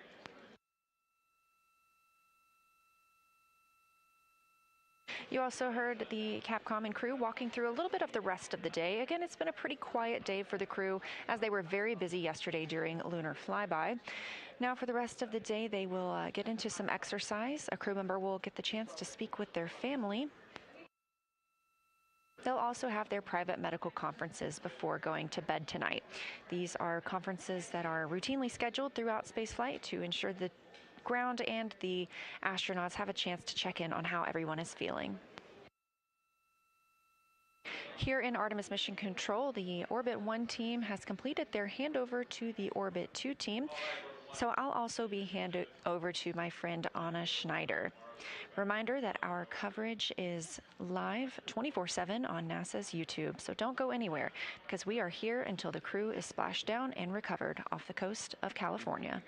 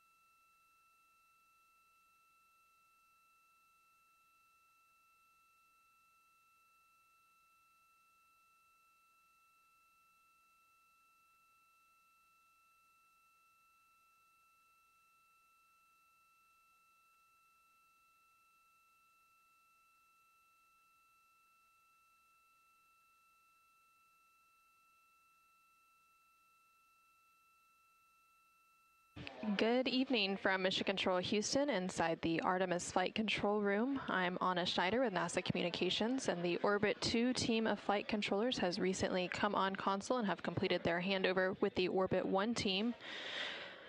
The Orbit 2 team tonight will be led by Flight Director Fiona Ankoviak, and the Capcom or capsule communicator will be Tess Caswell.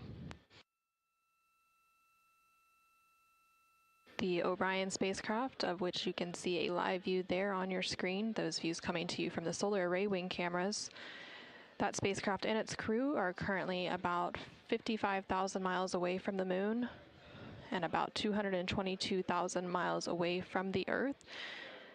Following yesterday's lunar flyby, they are now in the return leg of their journey with an expected splashdown on Friday, April 10th. The crew has an off-duty day today, so there's very minimal timeline tasks for them. However, the first return trajectory correction burn, or RTC-1 burn, was recently completed at 7:03 p.m. Central Time, 8:03 p.m. Eastern Time. There are 3 planned small return trajectory correction burns along the return journey home to ensure the crew is set up for a safe re-entry and splashdown. The last of the trio of burns is scheduled to take place on flight day 10, about 5 hours before entry interface, once the crew has begun working through their preparations for coming home. So while it's an off-duty day, for the remainder of the day, the crew will complete their daily exercise using the flywheel exercise device on board the Orion spacecraft, but otherwise, they mostly have free time to do as they choose before preparing for sleep.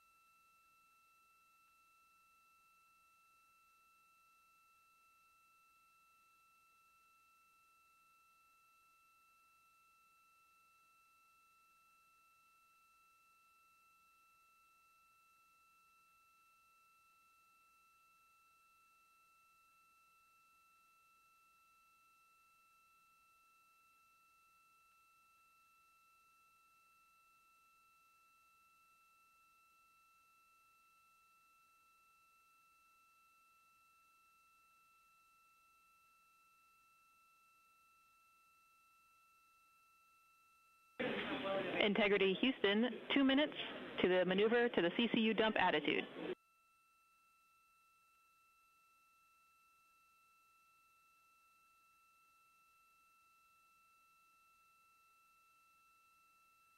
Integrity copy. And Ike, while I've got you, we have 2 requests for you on this activity.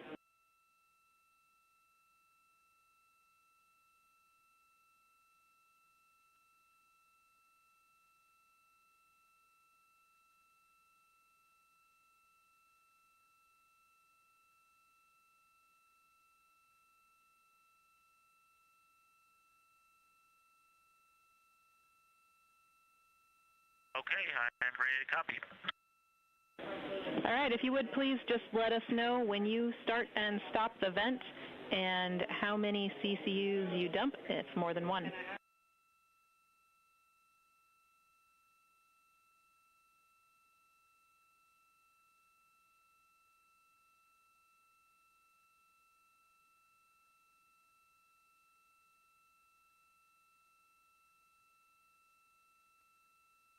Okay, I will let you know. I plan to dump 2 CCUs, and I will let you know when I start and when I stop.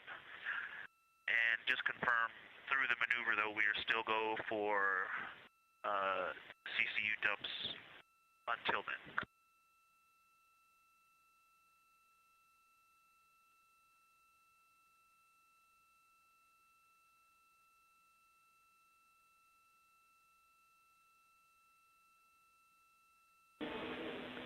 And Victor, if you would please pause on any dumping until we get to the timelined activity.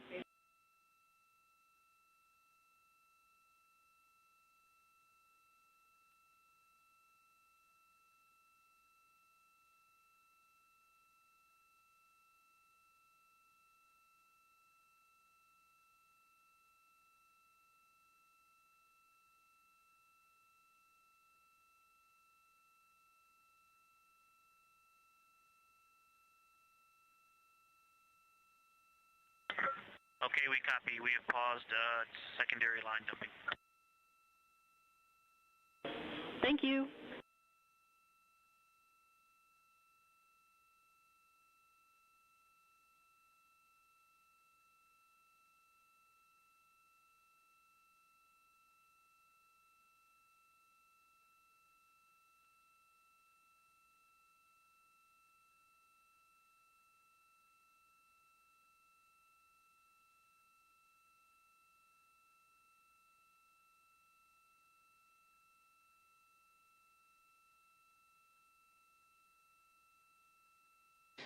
This is Artemis Mission Control. You're seeing a live look of the Orion spacecraft as it makes its return journey back home to Earth.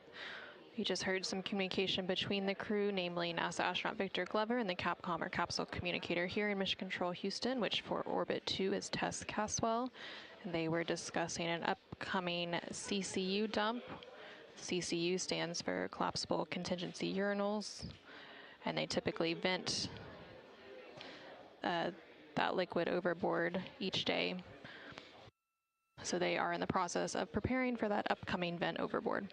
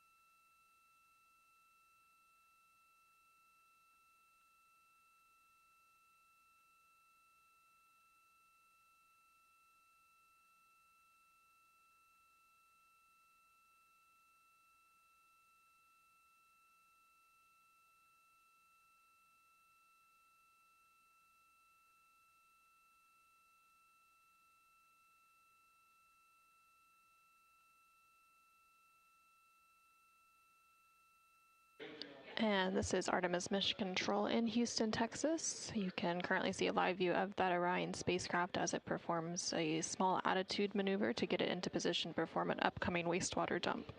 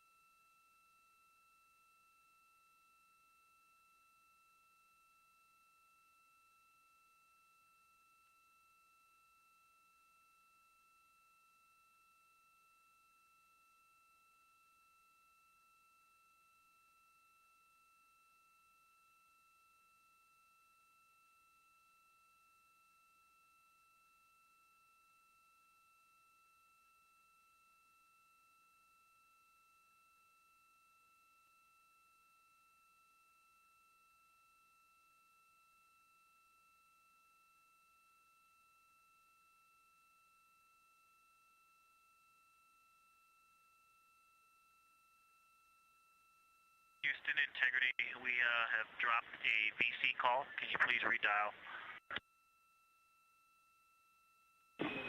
In work.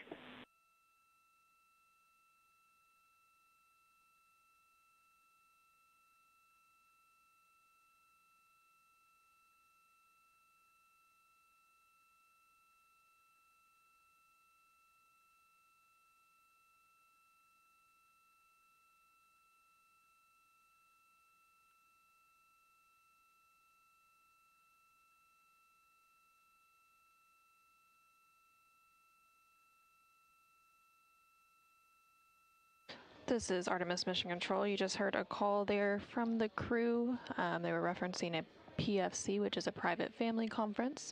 The flight control position here in Mission Control that is responsible for coordinating and setting those up, specifically the connection from the ground to the crew, is the BME position, which is the biomedical engineer.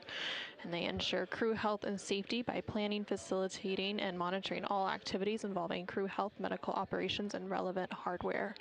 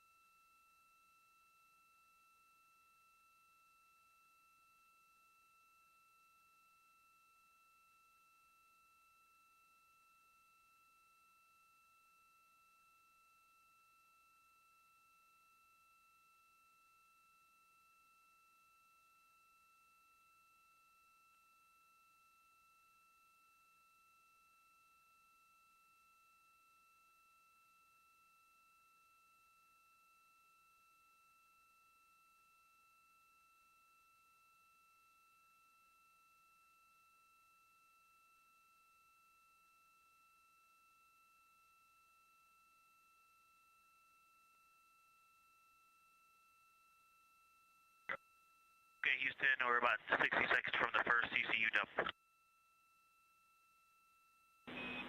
Copy.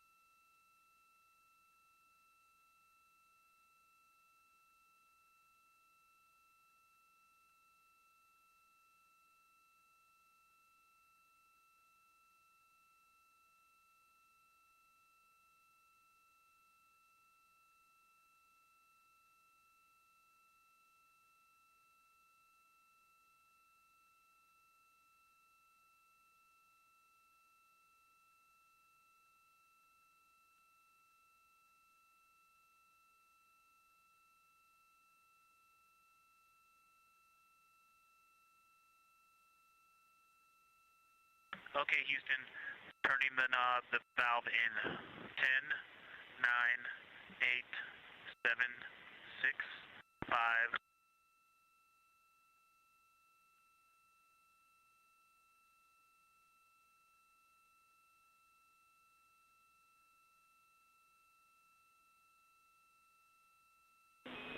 Houston copies. Vent started. Okay, I stopped the dump. We don't like to let the CCUs collapse. I'm going to vent it, let it open back up, and then start the dump again in 10 seconds. We copy, Victor.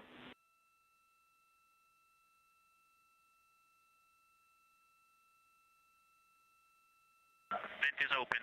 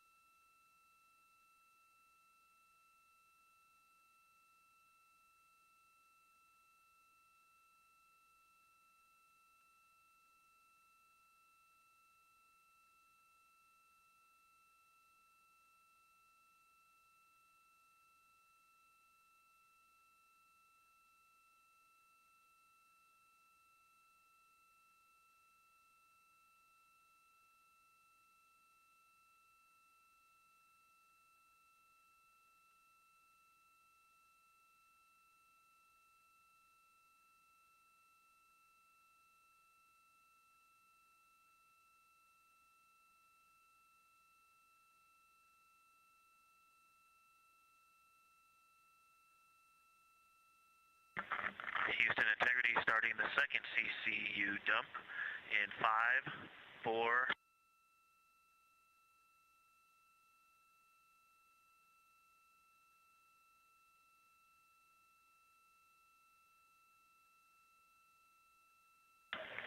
Valve closed, venting and dumping the rest of the second CCU in 10 seconds. We copy.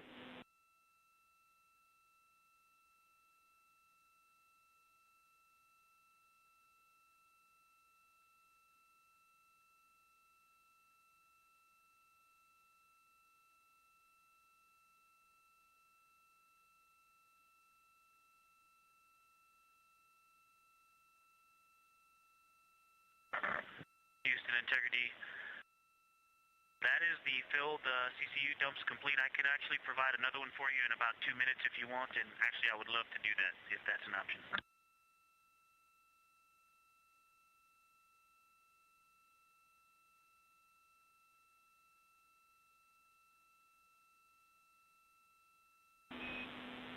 And Victor, we'll be happy to take you up on that. For your awareness, the maneuver out of this attitude kicks off at 3:20.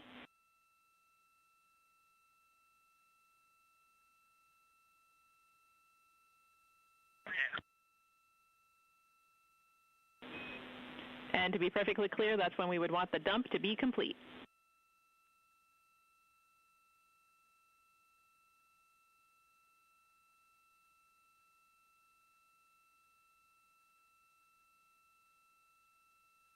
Victor copies.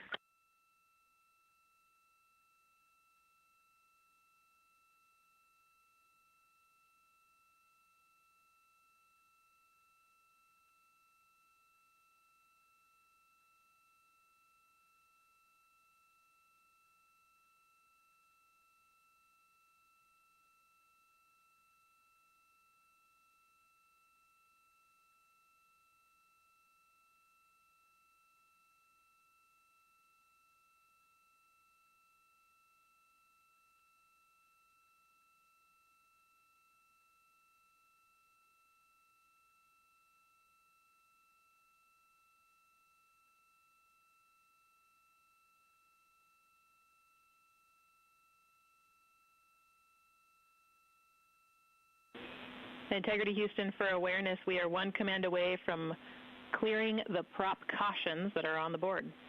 And if you want to follow along, you can look on the prop SMPRU display.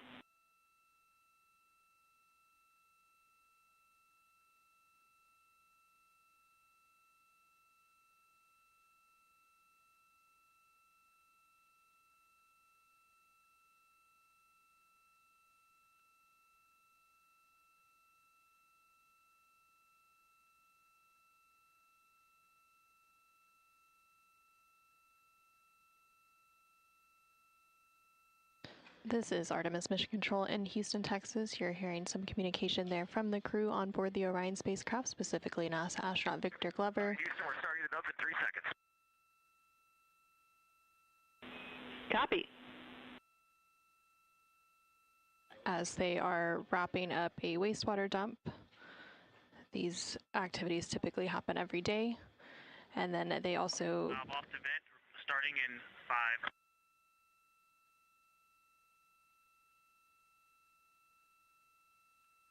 And they also, the team here in Mission Control also noted that the cautions on the screen that appeared ahead of the earlier return trajectory correction burn are starting to be cleared as they are returning the propulsion system back to a steady state, and they are putting those recovery steps in work after those cautions were received.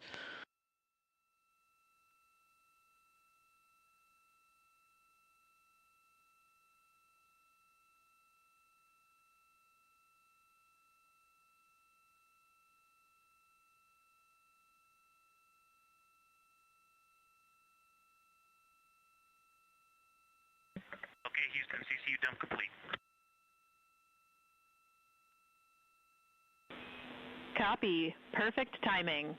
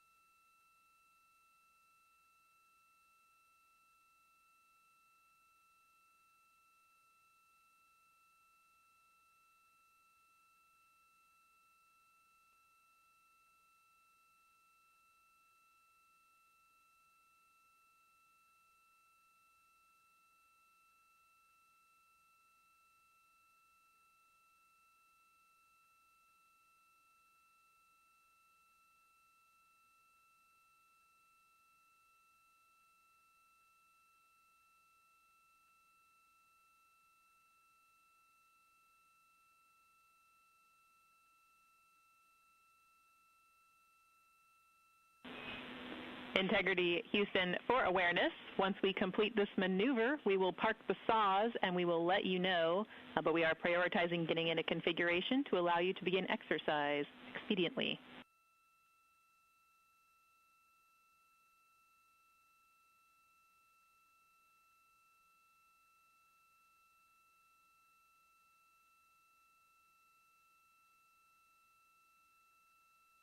Thank you so much, Tess.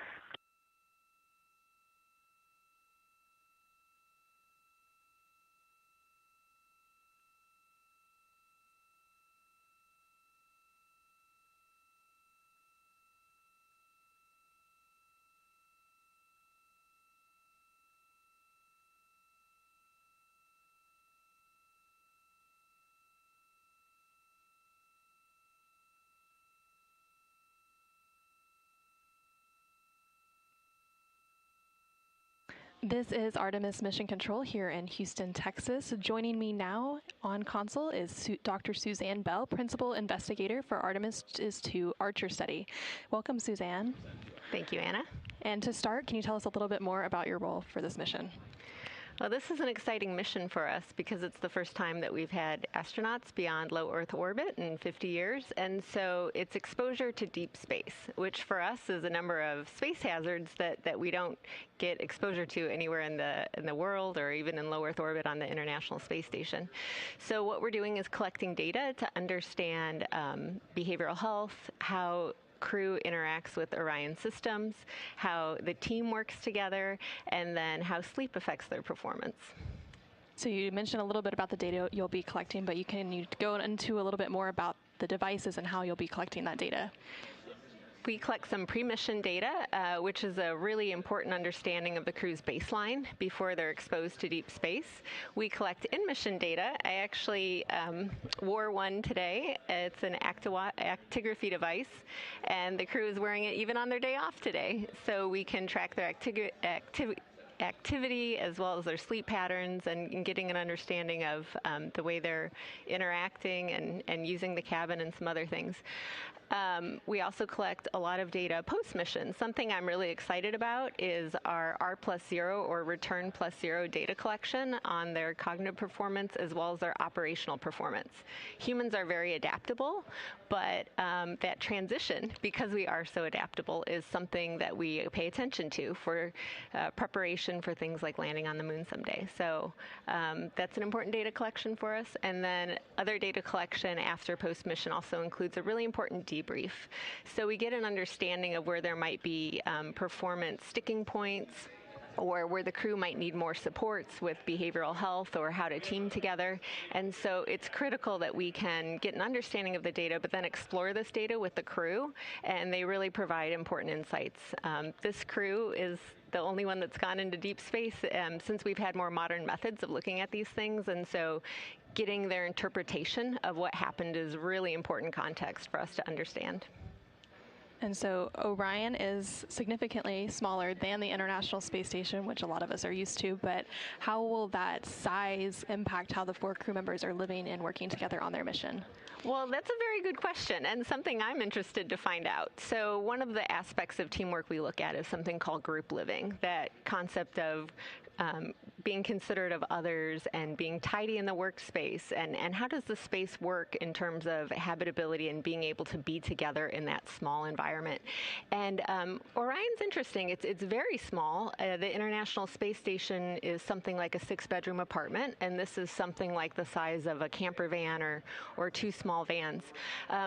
It's a little different, though, without gravity in the way that we have in Earth, and that you can use little cubbies of it and different spaces on it. So I'm really interested to hear from the crew, is it as tight as it seems? Did they have procedures and workarounds to make it seem more roomy?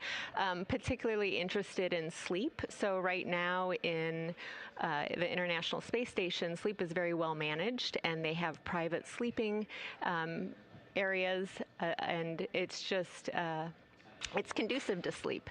But Orion's quite different, and it's similar to hammocks or, just spread across in that small environment in a different way.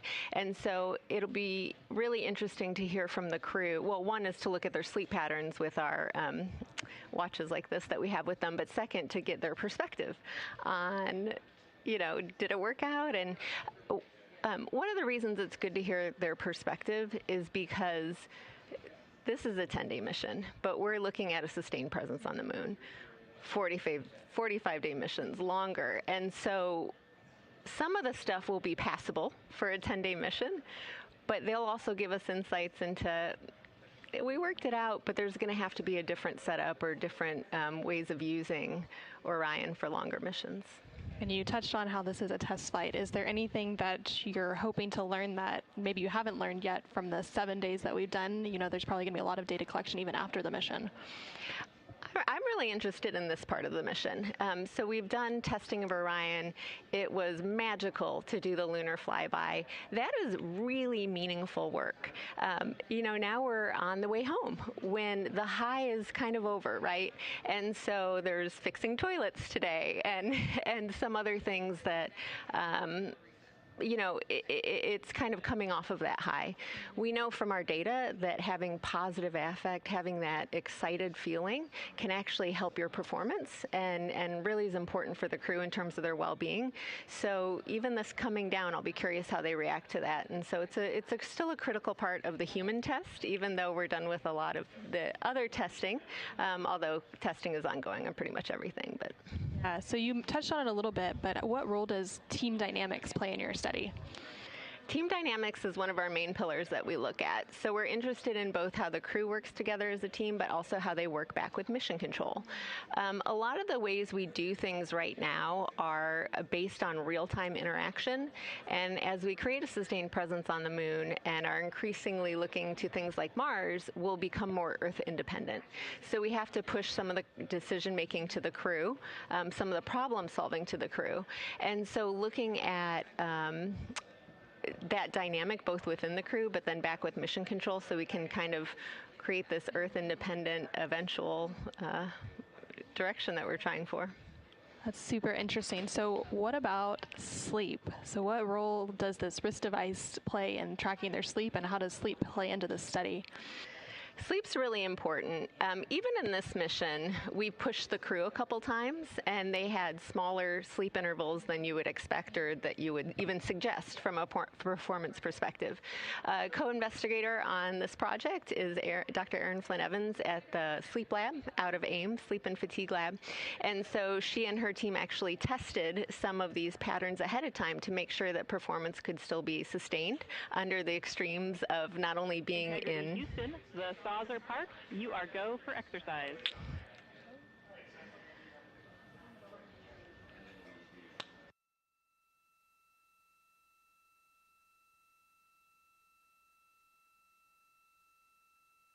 Copy. Thanks. Starting now. And this is Artemis Mission Control. We just heard a call up there from the Capcom capsule communicator here in Mission Control to NASA astronaut Christina Koch, currently on board the Orion spacecraft. They mentioned that the solar array wings, or those saws, there's 4 of those attached to the Orion spacecraft that manage power generation. Those have been placed in a park position, so the crew is now able to resume their exercise, that exercise using the flywheel device on board the Orion spacecraft. All right, Suzanne, so you were talking a little bit about sleep and the role that plays. Yeah, so as we are doing things like testing systems, sometimes you don't get all the sleep that you wanted. So we had early in the mission, for example, the crew was allowed a 4-hour sleep opportunity. Dr. Erin Flynn-Evans and her team, that's collaborators on this research of ours, tested that and make sure that it would be doable for the crew, because you're talking about doing performance in a different type of gravity. You're in a small space. You're coordinating not only with your crew, but back with mission control. The crew is highly trained, so that goes obviously a very long way. But still, if you're tired, you can still make errors. And errors in this type of situation and in space,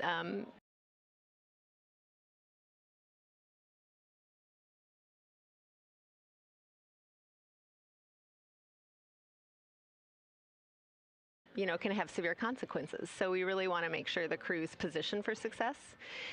We can learn about where we can push them in a mission like this, where we were able to push them a little bit on the sleep, but then where we'll have to pull back, where there might have been areas that we've pushed a little too far. And so that's some of the data we'll be getting.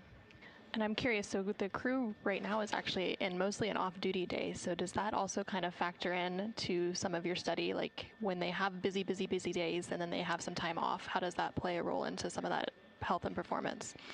Yeah, so on the International Space Station, some of what the Behavioral Health and Performance Operations Group is fatigue management. And so importantly, having that work-rest cycle and interval is critically important. So do astronauts. And they really need to get a lot of work done while they're up there, but they also need that time to unwind. Research that would suggest that when you take time off, it's important that you disengage. And so crew being able to have that opportunity to have that restorative time and whatever they need to do to disengage. Like my understanding is today crew wanted a little bit more exercise time. That might not be the same for every crew, but this crew in particular, it seems like something that they're interested in and helps them kind of get that restorative time for themselves. Super interesting. So there's lots of insights that are going to come from your study, and how will some of those insights help future missions to the moon and maybe even onto Mars one day?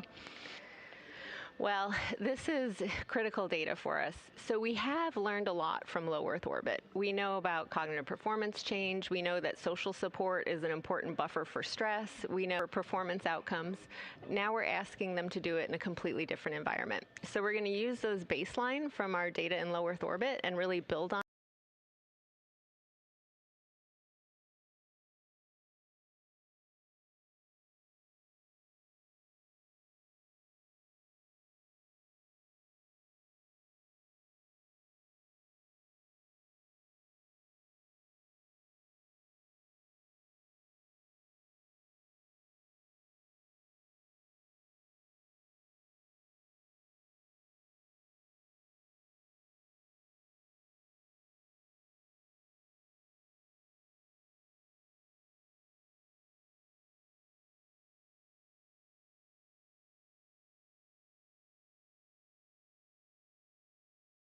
it using what's called a Bayesian methodology, but where you update each time with new data. And so what Archer really does, which is our research study, is really sets up the infrastructure for understanding human health and performance for Artemis missions. We'll learn from Artemis II, then we'll roll that right in to do our best estimates, then we'll roll that right in to do our best estimates for Artemis III.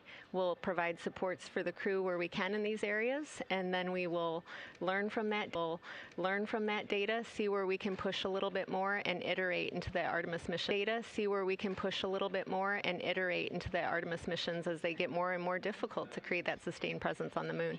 It's a human performance challenge, and so it's really important to know where can we push, where are we pushing too much, because ultimately that human system is as important as all the other systems that are being tested, right now. Well, it's been a pleasure to have you. To wrap it up, can you tell us what you are most excited to learn regarding this mission? I'm really interested to learn the sticking points. We try to replicate and understand space as much as possible on Earth, but when you get all of those things together, it's radiation, it's different forms of gravity, it's being in a small space. It's always surprising what kind of can be a sticking point. And so just that crew perspective on we saw these changes in your data, but from your perspective, where are the sticking points and how do we best support? They're the best position to tell us of what's needed to really support the Artemis III crew and then Artemis IV after that. Well, thank you so much, Dr. Suzanne Bell, Principal Investigator for the Artemis II Archer Study. Thank you, Anna.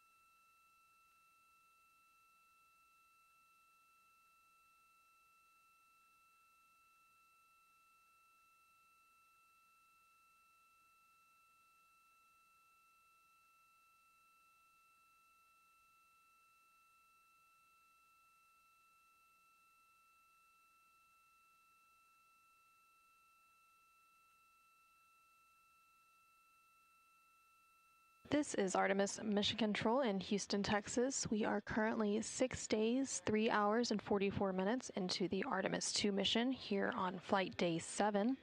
We recently had Dr. Suzanne Bell join us to talk about the Archer study flying as part of Artemis II. And as a part of this study, NASA wants to know how Artemis II astronauts adapt to Orion's living space.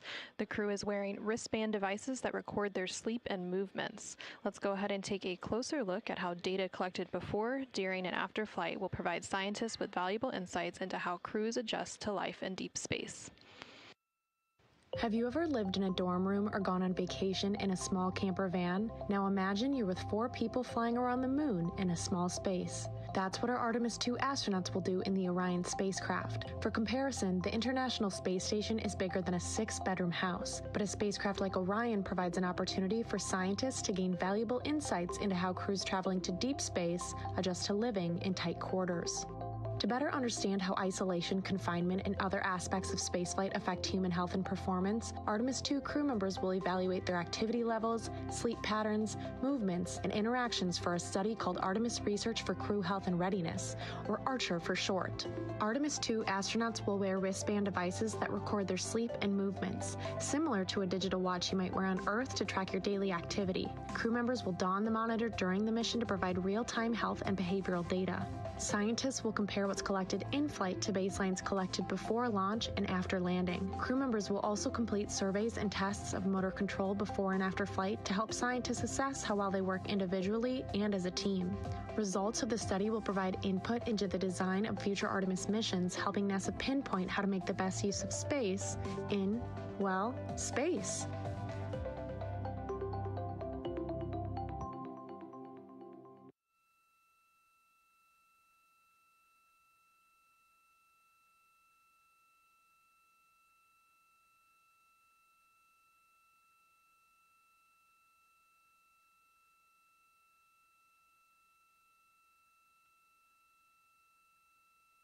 This is Artemis Mission Control. You're seeing a live view of the Orion spacecraft named Integrity as it makes its return journey back home to Earth, with splashdown targeted for Friday, April 10th. The crew on board the Orion spacecraft is currently in an off-duty period. The crew is currently working through some exercise.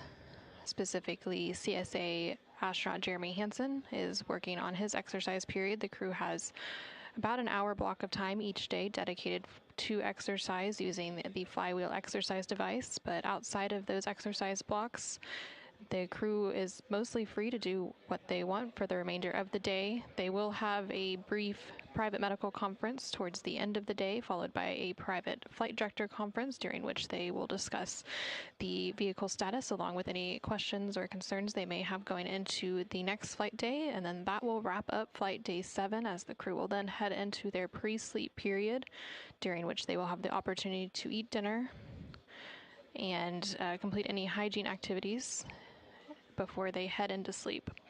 The crew's sleep period is expected to begin in about 4 hours and 40 minutes from now.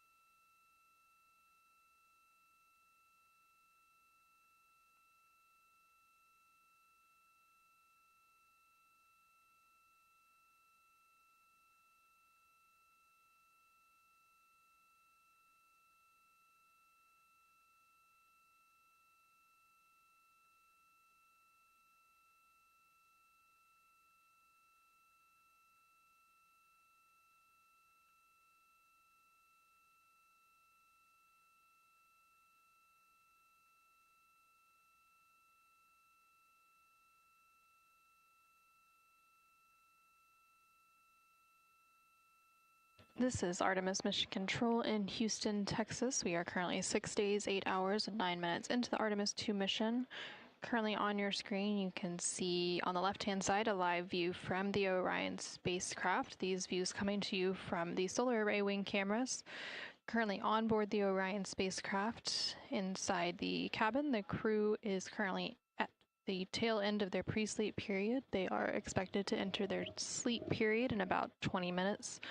And that sleep period typically lasts for about 8.5 hours. Once that is complete, that will officially mark the start of flight day 8. During today's flight day 7, the crew mostly had an off-duty day. They did have a post-lunar flyby conference with the science team here on the ground towards the beginning of their day, during which they were able to discuss some of the observations they made during the lunar flyby during flight day 6, while that was still top of mind. And the science team here on the ground also had the opportunity to discuss those observations with the crew and gather any clarification and ask additional questions. The crew also had the opportunity to speak with the International Space Station crew, Expedition 74, on board the International Space Station currently during a ship-to-ship call.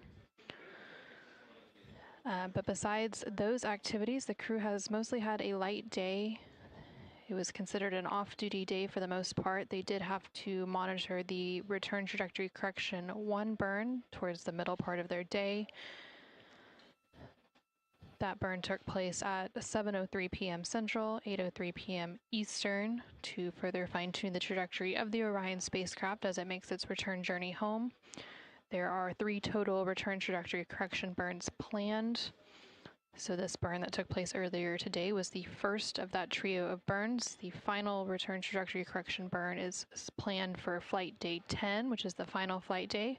It'll take place about 5 hours before entry interface. Again, that splashdown expected to take place on Friday, April 10th, off the coast of California.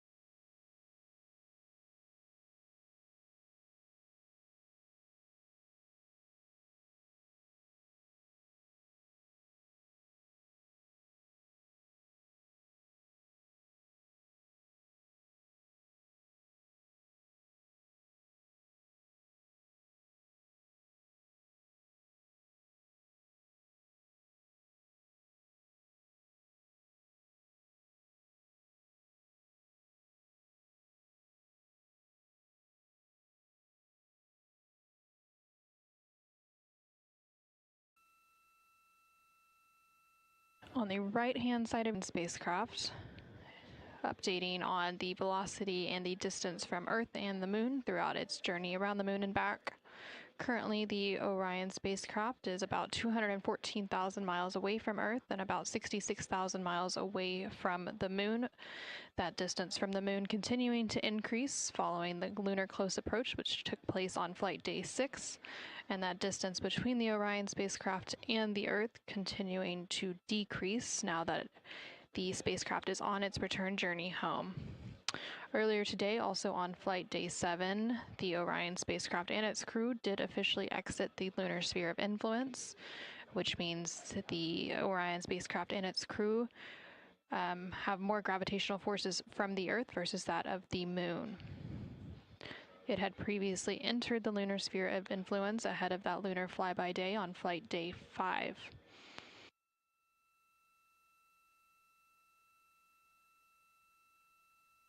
Coming up tomorrow as part of flight day 8, the crew has a busy day ahead of them. They will be completing some additional developmental flight test objectives. One of those is related to the Orion Crew Survival System suits, or OX suits. Those are those orange suits that they wear during the dynamic phases of the mission, such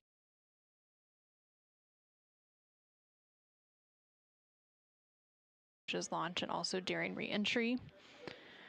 Specifically, this developmental flight test objective, or DFTO, is related to the orthostatic intolerance garment, which is worn as part of that OC suit.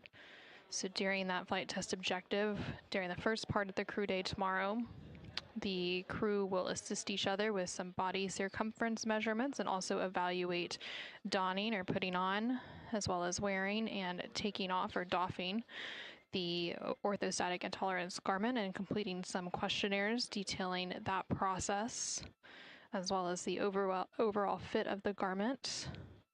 And then the crew is also going to be completing a developmental flight test objective related to manual piloting.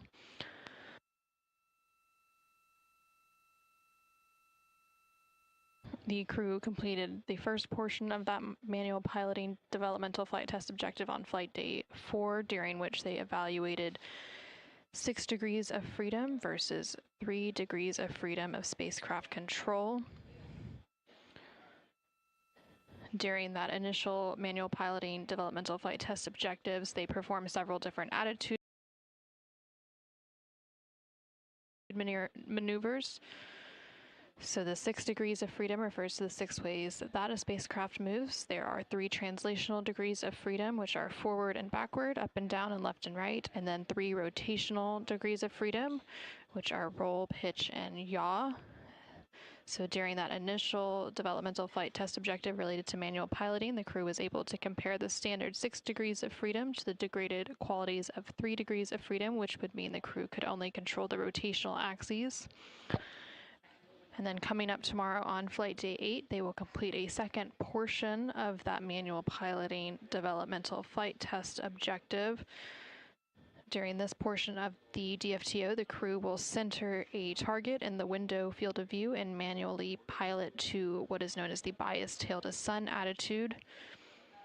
And it is designed to test the handling qualities and the guidance, navigation, and control systems. By manually piloting the spacecraft to a biased tail to sun attitude, it allows them to manage the thermal constraints and power generation of the Orion spacecraft. The Orion spacecraft uses a tail-to-sun attitude as its primary passive or passive-safe flight orientation during transit to maintain thermal balance and maximize power generation. This orientation keeps the service module's solar arrays, again you can see a view of one of those solar arrays on the left-hand side of your screen, illuminated and the radiators facing deep space, and provides a 20-degree deadband for flexibility, which is crucial for long coast periods between the Earth and the Moon.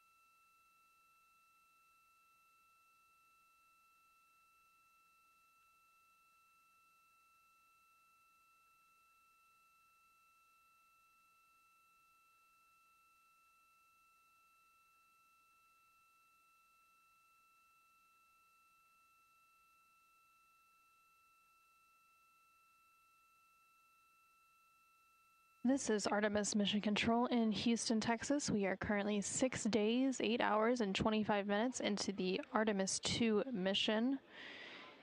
The Orion spacecraft and its crew are about 214,000 miles from the Earth and about 66,000 miles from the Moon as they continue their return journey back to Earth, with that splashdown targeted for 2 days, 16 hours, and 52 minutes from now off the coast of California on Friday, April 10th. The crew is entering their sleep period now, where they will remain for the next 8.5 hours, and that will round out flight day 7. Most of the flight day, the crew spent off duty, so they had time to do as they pleased, following a busy lunar flyby day the day before. However, at the beginning of the day, the crew did have the opportunity to complete a ship-to-ship call with the Expedition 74 crew on board the International Space Station, and they also had a post-lunar flyby conference with the science team here on the ground to go over some of the observations they made during their lunar flyby on flight day 6. They also officially exited the lunar sphere of influence, which means that the Earth's gravitational pull is once again stronger than that of the Moon as they continue their return back to Earth. And of course, they completed the first return trajectory correction burn, that taking place at 7:03 p.m. Central Time, 8:03 p.m. Eastern Time. Let's go ahead and take a look at some of the highlights of Flight Day 7.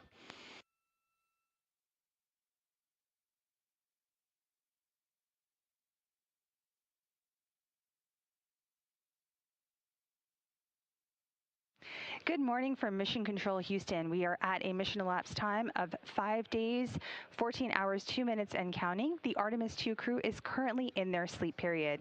Now, we would like to share with the world that while the crew was asleep, we did receive some of those stunning downlinked images from the lunar flyby, which took place earlier in the cruise day. So let's take a look. Here we have it. The first image we see from behind the moon, the crew watched Earth set. There's a soft blue arc fading behind a silent, cratered horizon. And this view shows the moon fully eclipsing the sun. From their vantage point, the moon appears large enough to completely block the sun, creating nearly 54 minutes of totality, far longer than what we've experienced from Earth. The sun's corona is forming a glowing halo around the dark lunar disk, revealing the outer atmosphere normally hidden by the sun's brightness. Along the edge, you can also see a faint glow on the moon's surface. That's sunlight reflected from the Earth, softly illuminating the near side. It's a striking view and a rare opportunity to observe and document the corona as we return to deep space. This is Mission Control Houston coming to you live from the Artemis Flight Control Room here at the Johnson Space Center. At a mission elapsed time of 5 days, 17 hours, the crew was woken up aboard their Integrity spacecraft, marking the start of Flight Day 7 activities.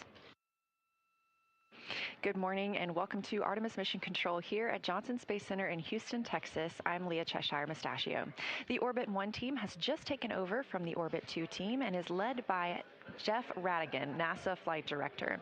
The Capcom, or Capsule Communicator, for today is Stan Love. He's a NASA astronaut and is the only voice you'll hear communicating with the crew. Of course, there is an exception for that today, during which the science team will be conducting their post-lunar flyby conference. If you tuned in yesterday, you got a treat, and we got to see amazing views of the moon as well as hear the crew's description of them. Now, while the crew was taking those photos, they were also recording private voice notes that they sent down to the science team overnight. This morning, the science team is going to talk about the observations that the crew made while those are all still fresh. We've also got some other exciting activities coming up today, including a ship-to-ship call. The Orion spacecraft and the 4 Artemis II astronauts, Reid Wiseman, Victor Glover, Christina Koch, and Jeremy Hansen, will be calling the International Space Station. We have 7 crew members living and working aboard the International Space Station, and we've just surpassed 25 years of continuous human presence living and working in space. This will be the first time that these 2 spacecraft have ever talked to each other. This is the first flight of humans aboard the Orion spacecraft, and in the official flight kit aboard Orion are some special flags. One of those is from Apollo 18. This is the American flag that would have been planted on the moon during that mission, should it have occurred. It was on display in the NASA headquarters building in Washington, D.C., making its way around the moon over 50 years since its originally intended flight. The other American flag aboard Orion is from a little more recent history. It was flown on STS-1, the first space shuttle flight, STS-135, the last space shuttle flight, and NASA SpaceX DM-2, or Demonstration Mission 2, which was the return of launching American astronauts from American soil on American rockets. Good morning, Houston. We are 202,306 nautical miles away. Earth is pulling us back, and we are happy about that. We're ready for morning DPC. We're happy about that, too, and ready for DPC.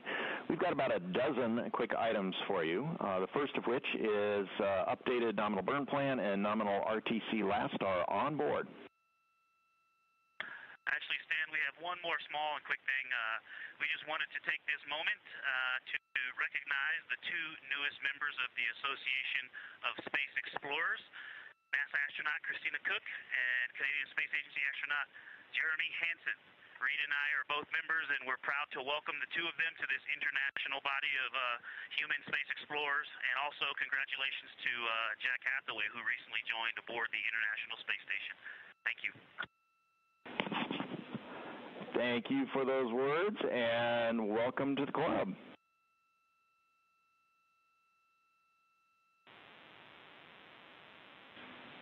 Integrity, this is Houston. Are you ready for the event?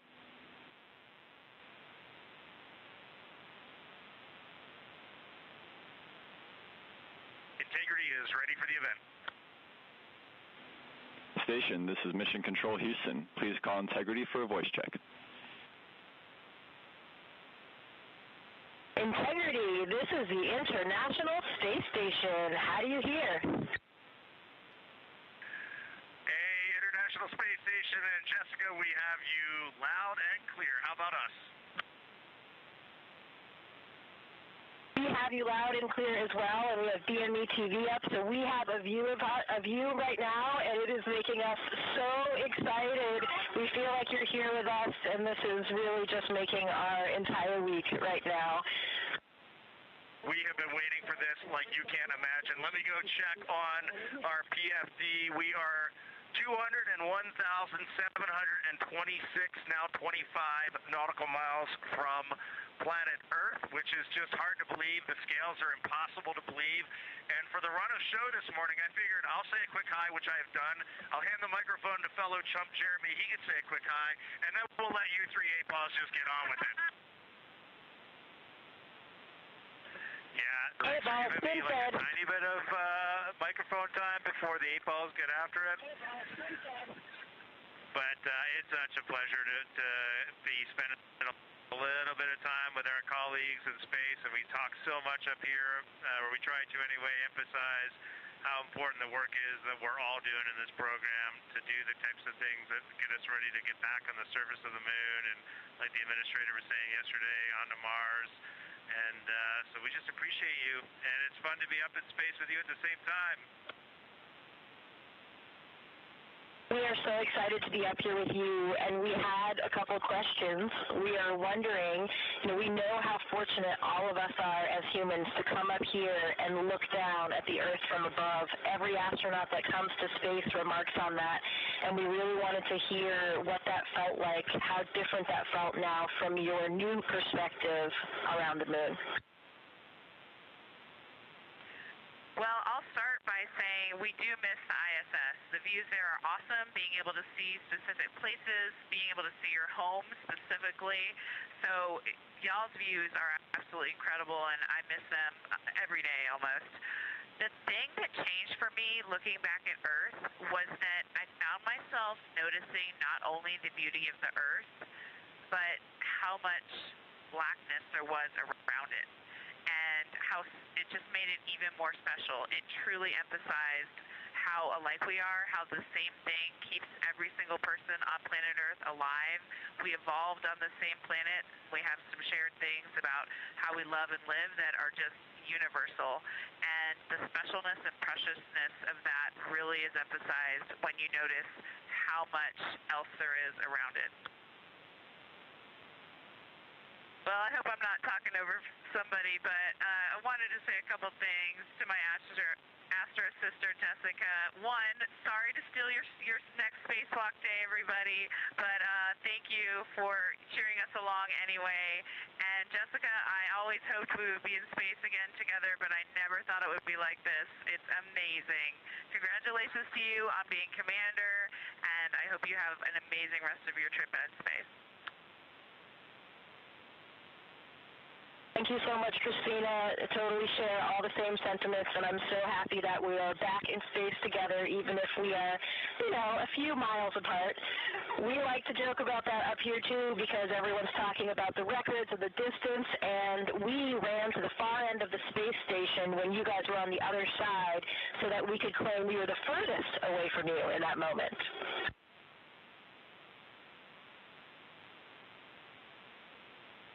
Love all four of you so much.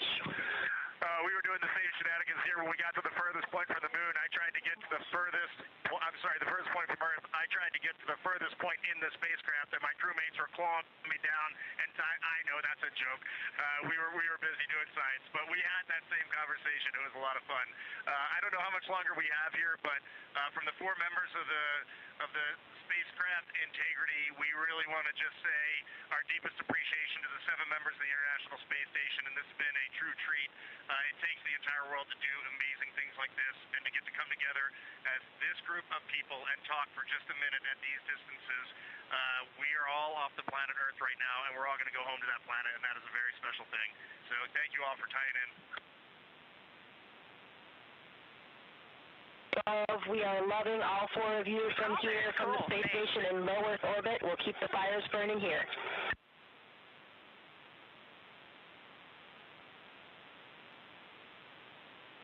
And we'll keep carrying the fire. Thanks, guys. Over and out.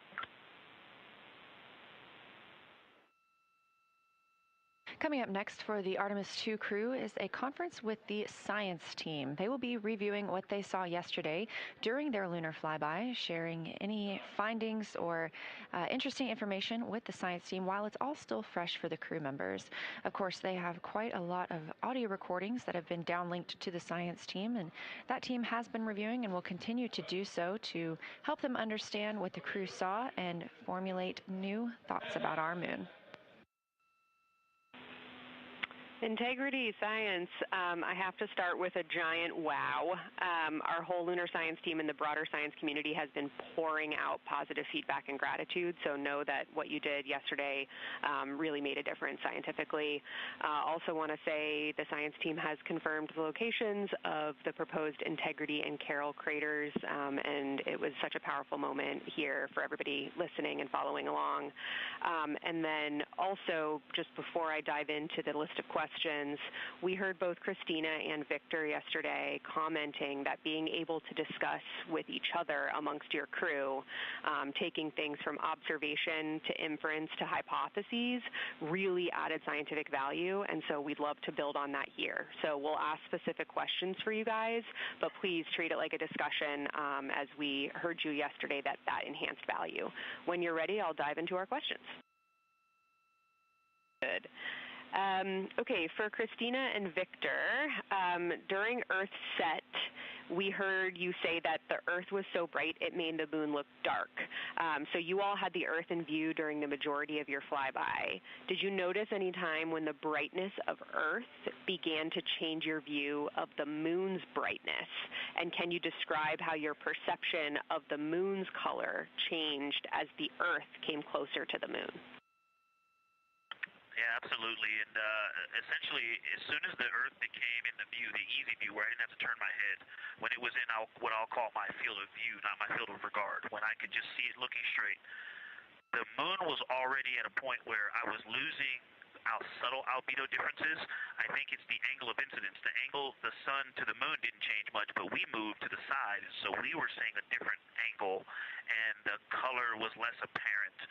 Oriental had also rotated really close to the limb, so a lot of the features that I was looking at were moving away, but I think the change in lighting was due to the angle of incidence, but then when the Earth became apparent, its brightness, it was so bright. It was so bright it looked out of place. The gray of the moon and the black of space kind of seemed to go together, but then more in the dull sense, but then the vividness and brightness, like the difference between an LED display and a painting, right? You can just do things with light that you can't do with paint colors. The Earth looked out of place, and it just continued to dim the albedo and color that was earlier apparent in the moon. I'm passing to Christina. You saw me nodding vigorously back here. That wasn't just my fantastic listening skills. I was nodding to make sure. Oh, we're not on video. This whole time I've been putting on a show. I was nodding, now you know, because I agreed with everything he said. I'll add a couple thoughts that popped into my mind, which was, I think I made the comment that the moon turned into a sponge of light. In my mind, before the Earth came into view, the moon actually was reflecting light, and it was lit up. As soon as the Earth got close enough to be in my field of view to take them both in at the same time, exactly what Victor said, it dulled, it turned into a sponge. It's almost like it went matte. Next question is for all of you. Ohm crater was observed by all four of you, and we're interested in whether your different viewing angles resulted in how you observed Ohm. Jeremy and Reid saw it first. Were you able to see the ejecta rays, the central peak? And then Christina and Victor, you were next, and you observed Ohm later in the past. Could you resolve similar or different features than what you're about to hear from Jeremy and Reid?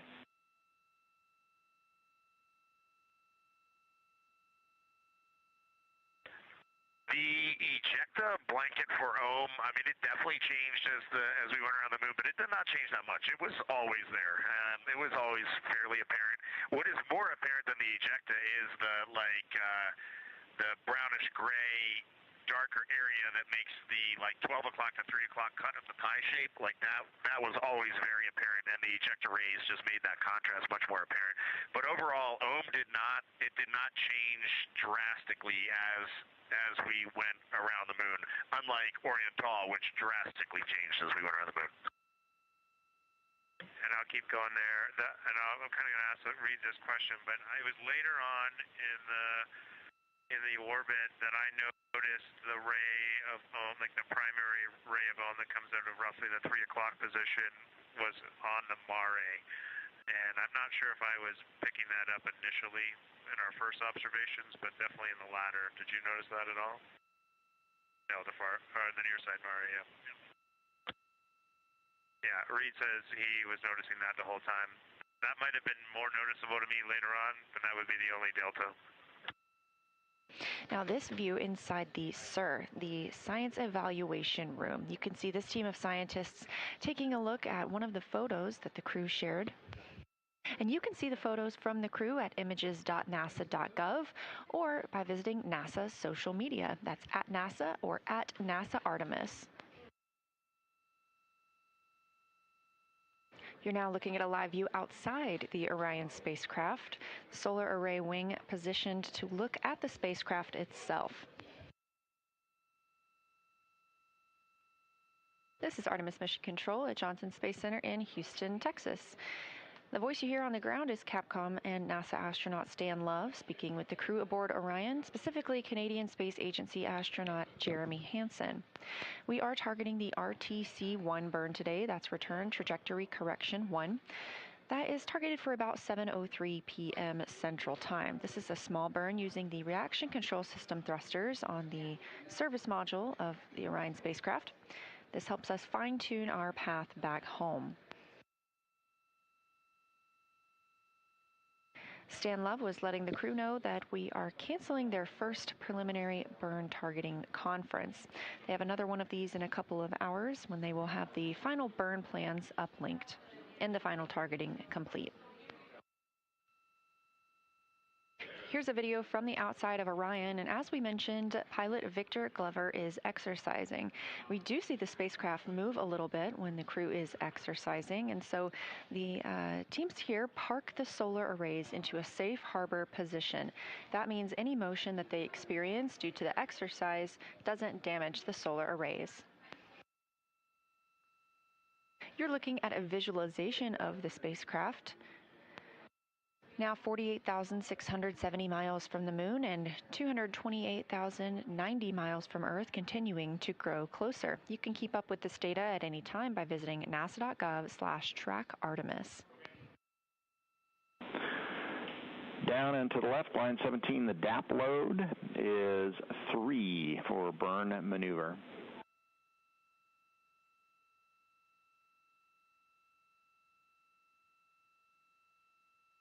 Go ahead. In the guidance solutions section, the delta V tote now 1.4 feet per second. The TGO is unchanged at 15 seconds.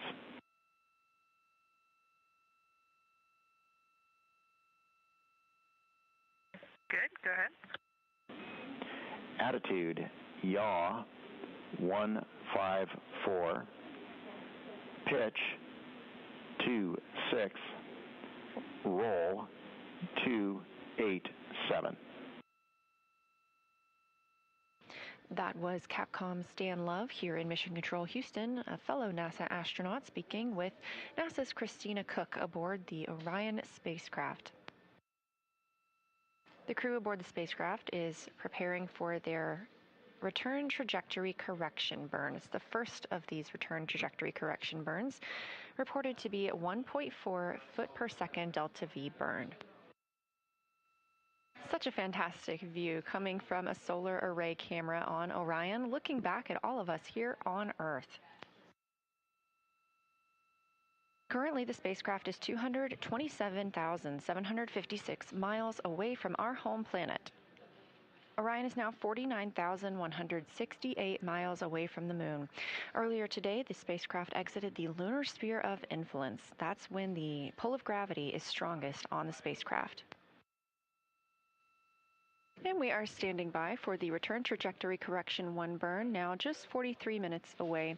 Again, this is a small maneuver for the spacecraft, firing of those reaction control system thrusters. And integrity, MCC is go for the burn.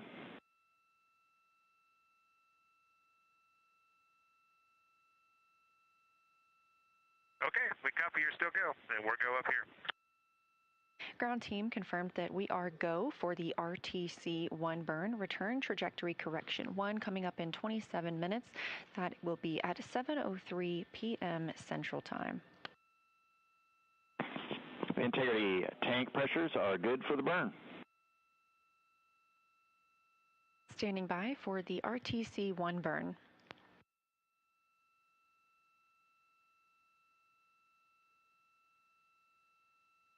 We have ignition and 4 good engines and good control.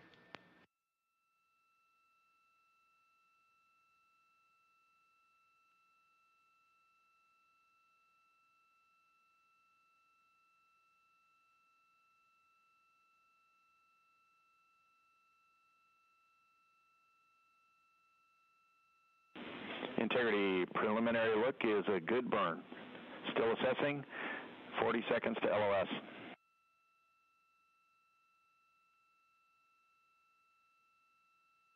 Okay, Stan, we saw a good burn on board as well. Roger.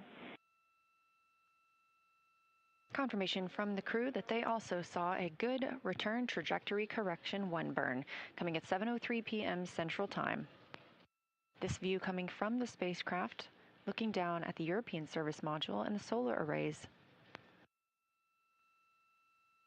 This is Artemis Mission Control. We did get final confirmation of that return trajectory correction 1 burn being a successful burn, and it ended up being 1.6 feet per second delta V.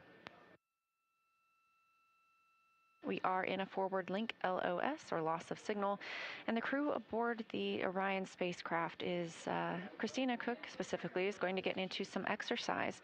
Again, this is a quiet day for the crew as they had a very busy day yesterday and have some busy days coming up as well.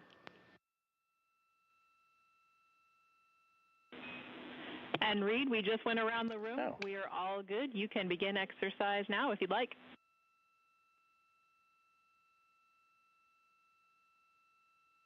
Okay, we will. It is pretty interesting up here. I'm sure you see in the data, but we can definitely feel the vehicle moving around when folks are exercising. It's pretty cool to just sit there and float and feel the vehicle kind of. It's not like a ship rocking in the ocean, but you definitely feel it wiggling around.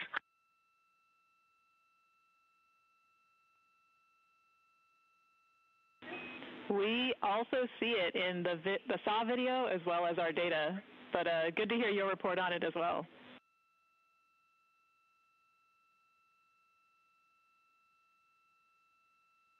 Hey, one last question. This is for a little later tonight, but we kind of want to do a couple deep sky long exposure photographs. If the SAWs are in the windows and it's possible to get the lights turned off on the SAW cameras in about an hour, we might appreciate that, but clearly not if it interrupts any sort of ops down there.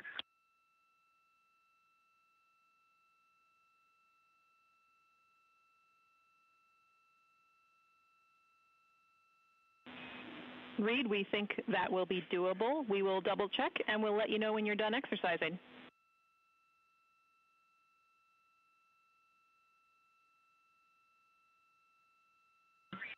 Okay, great. Thank you.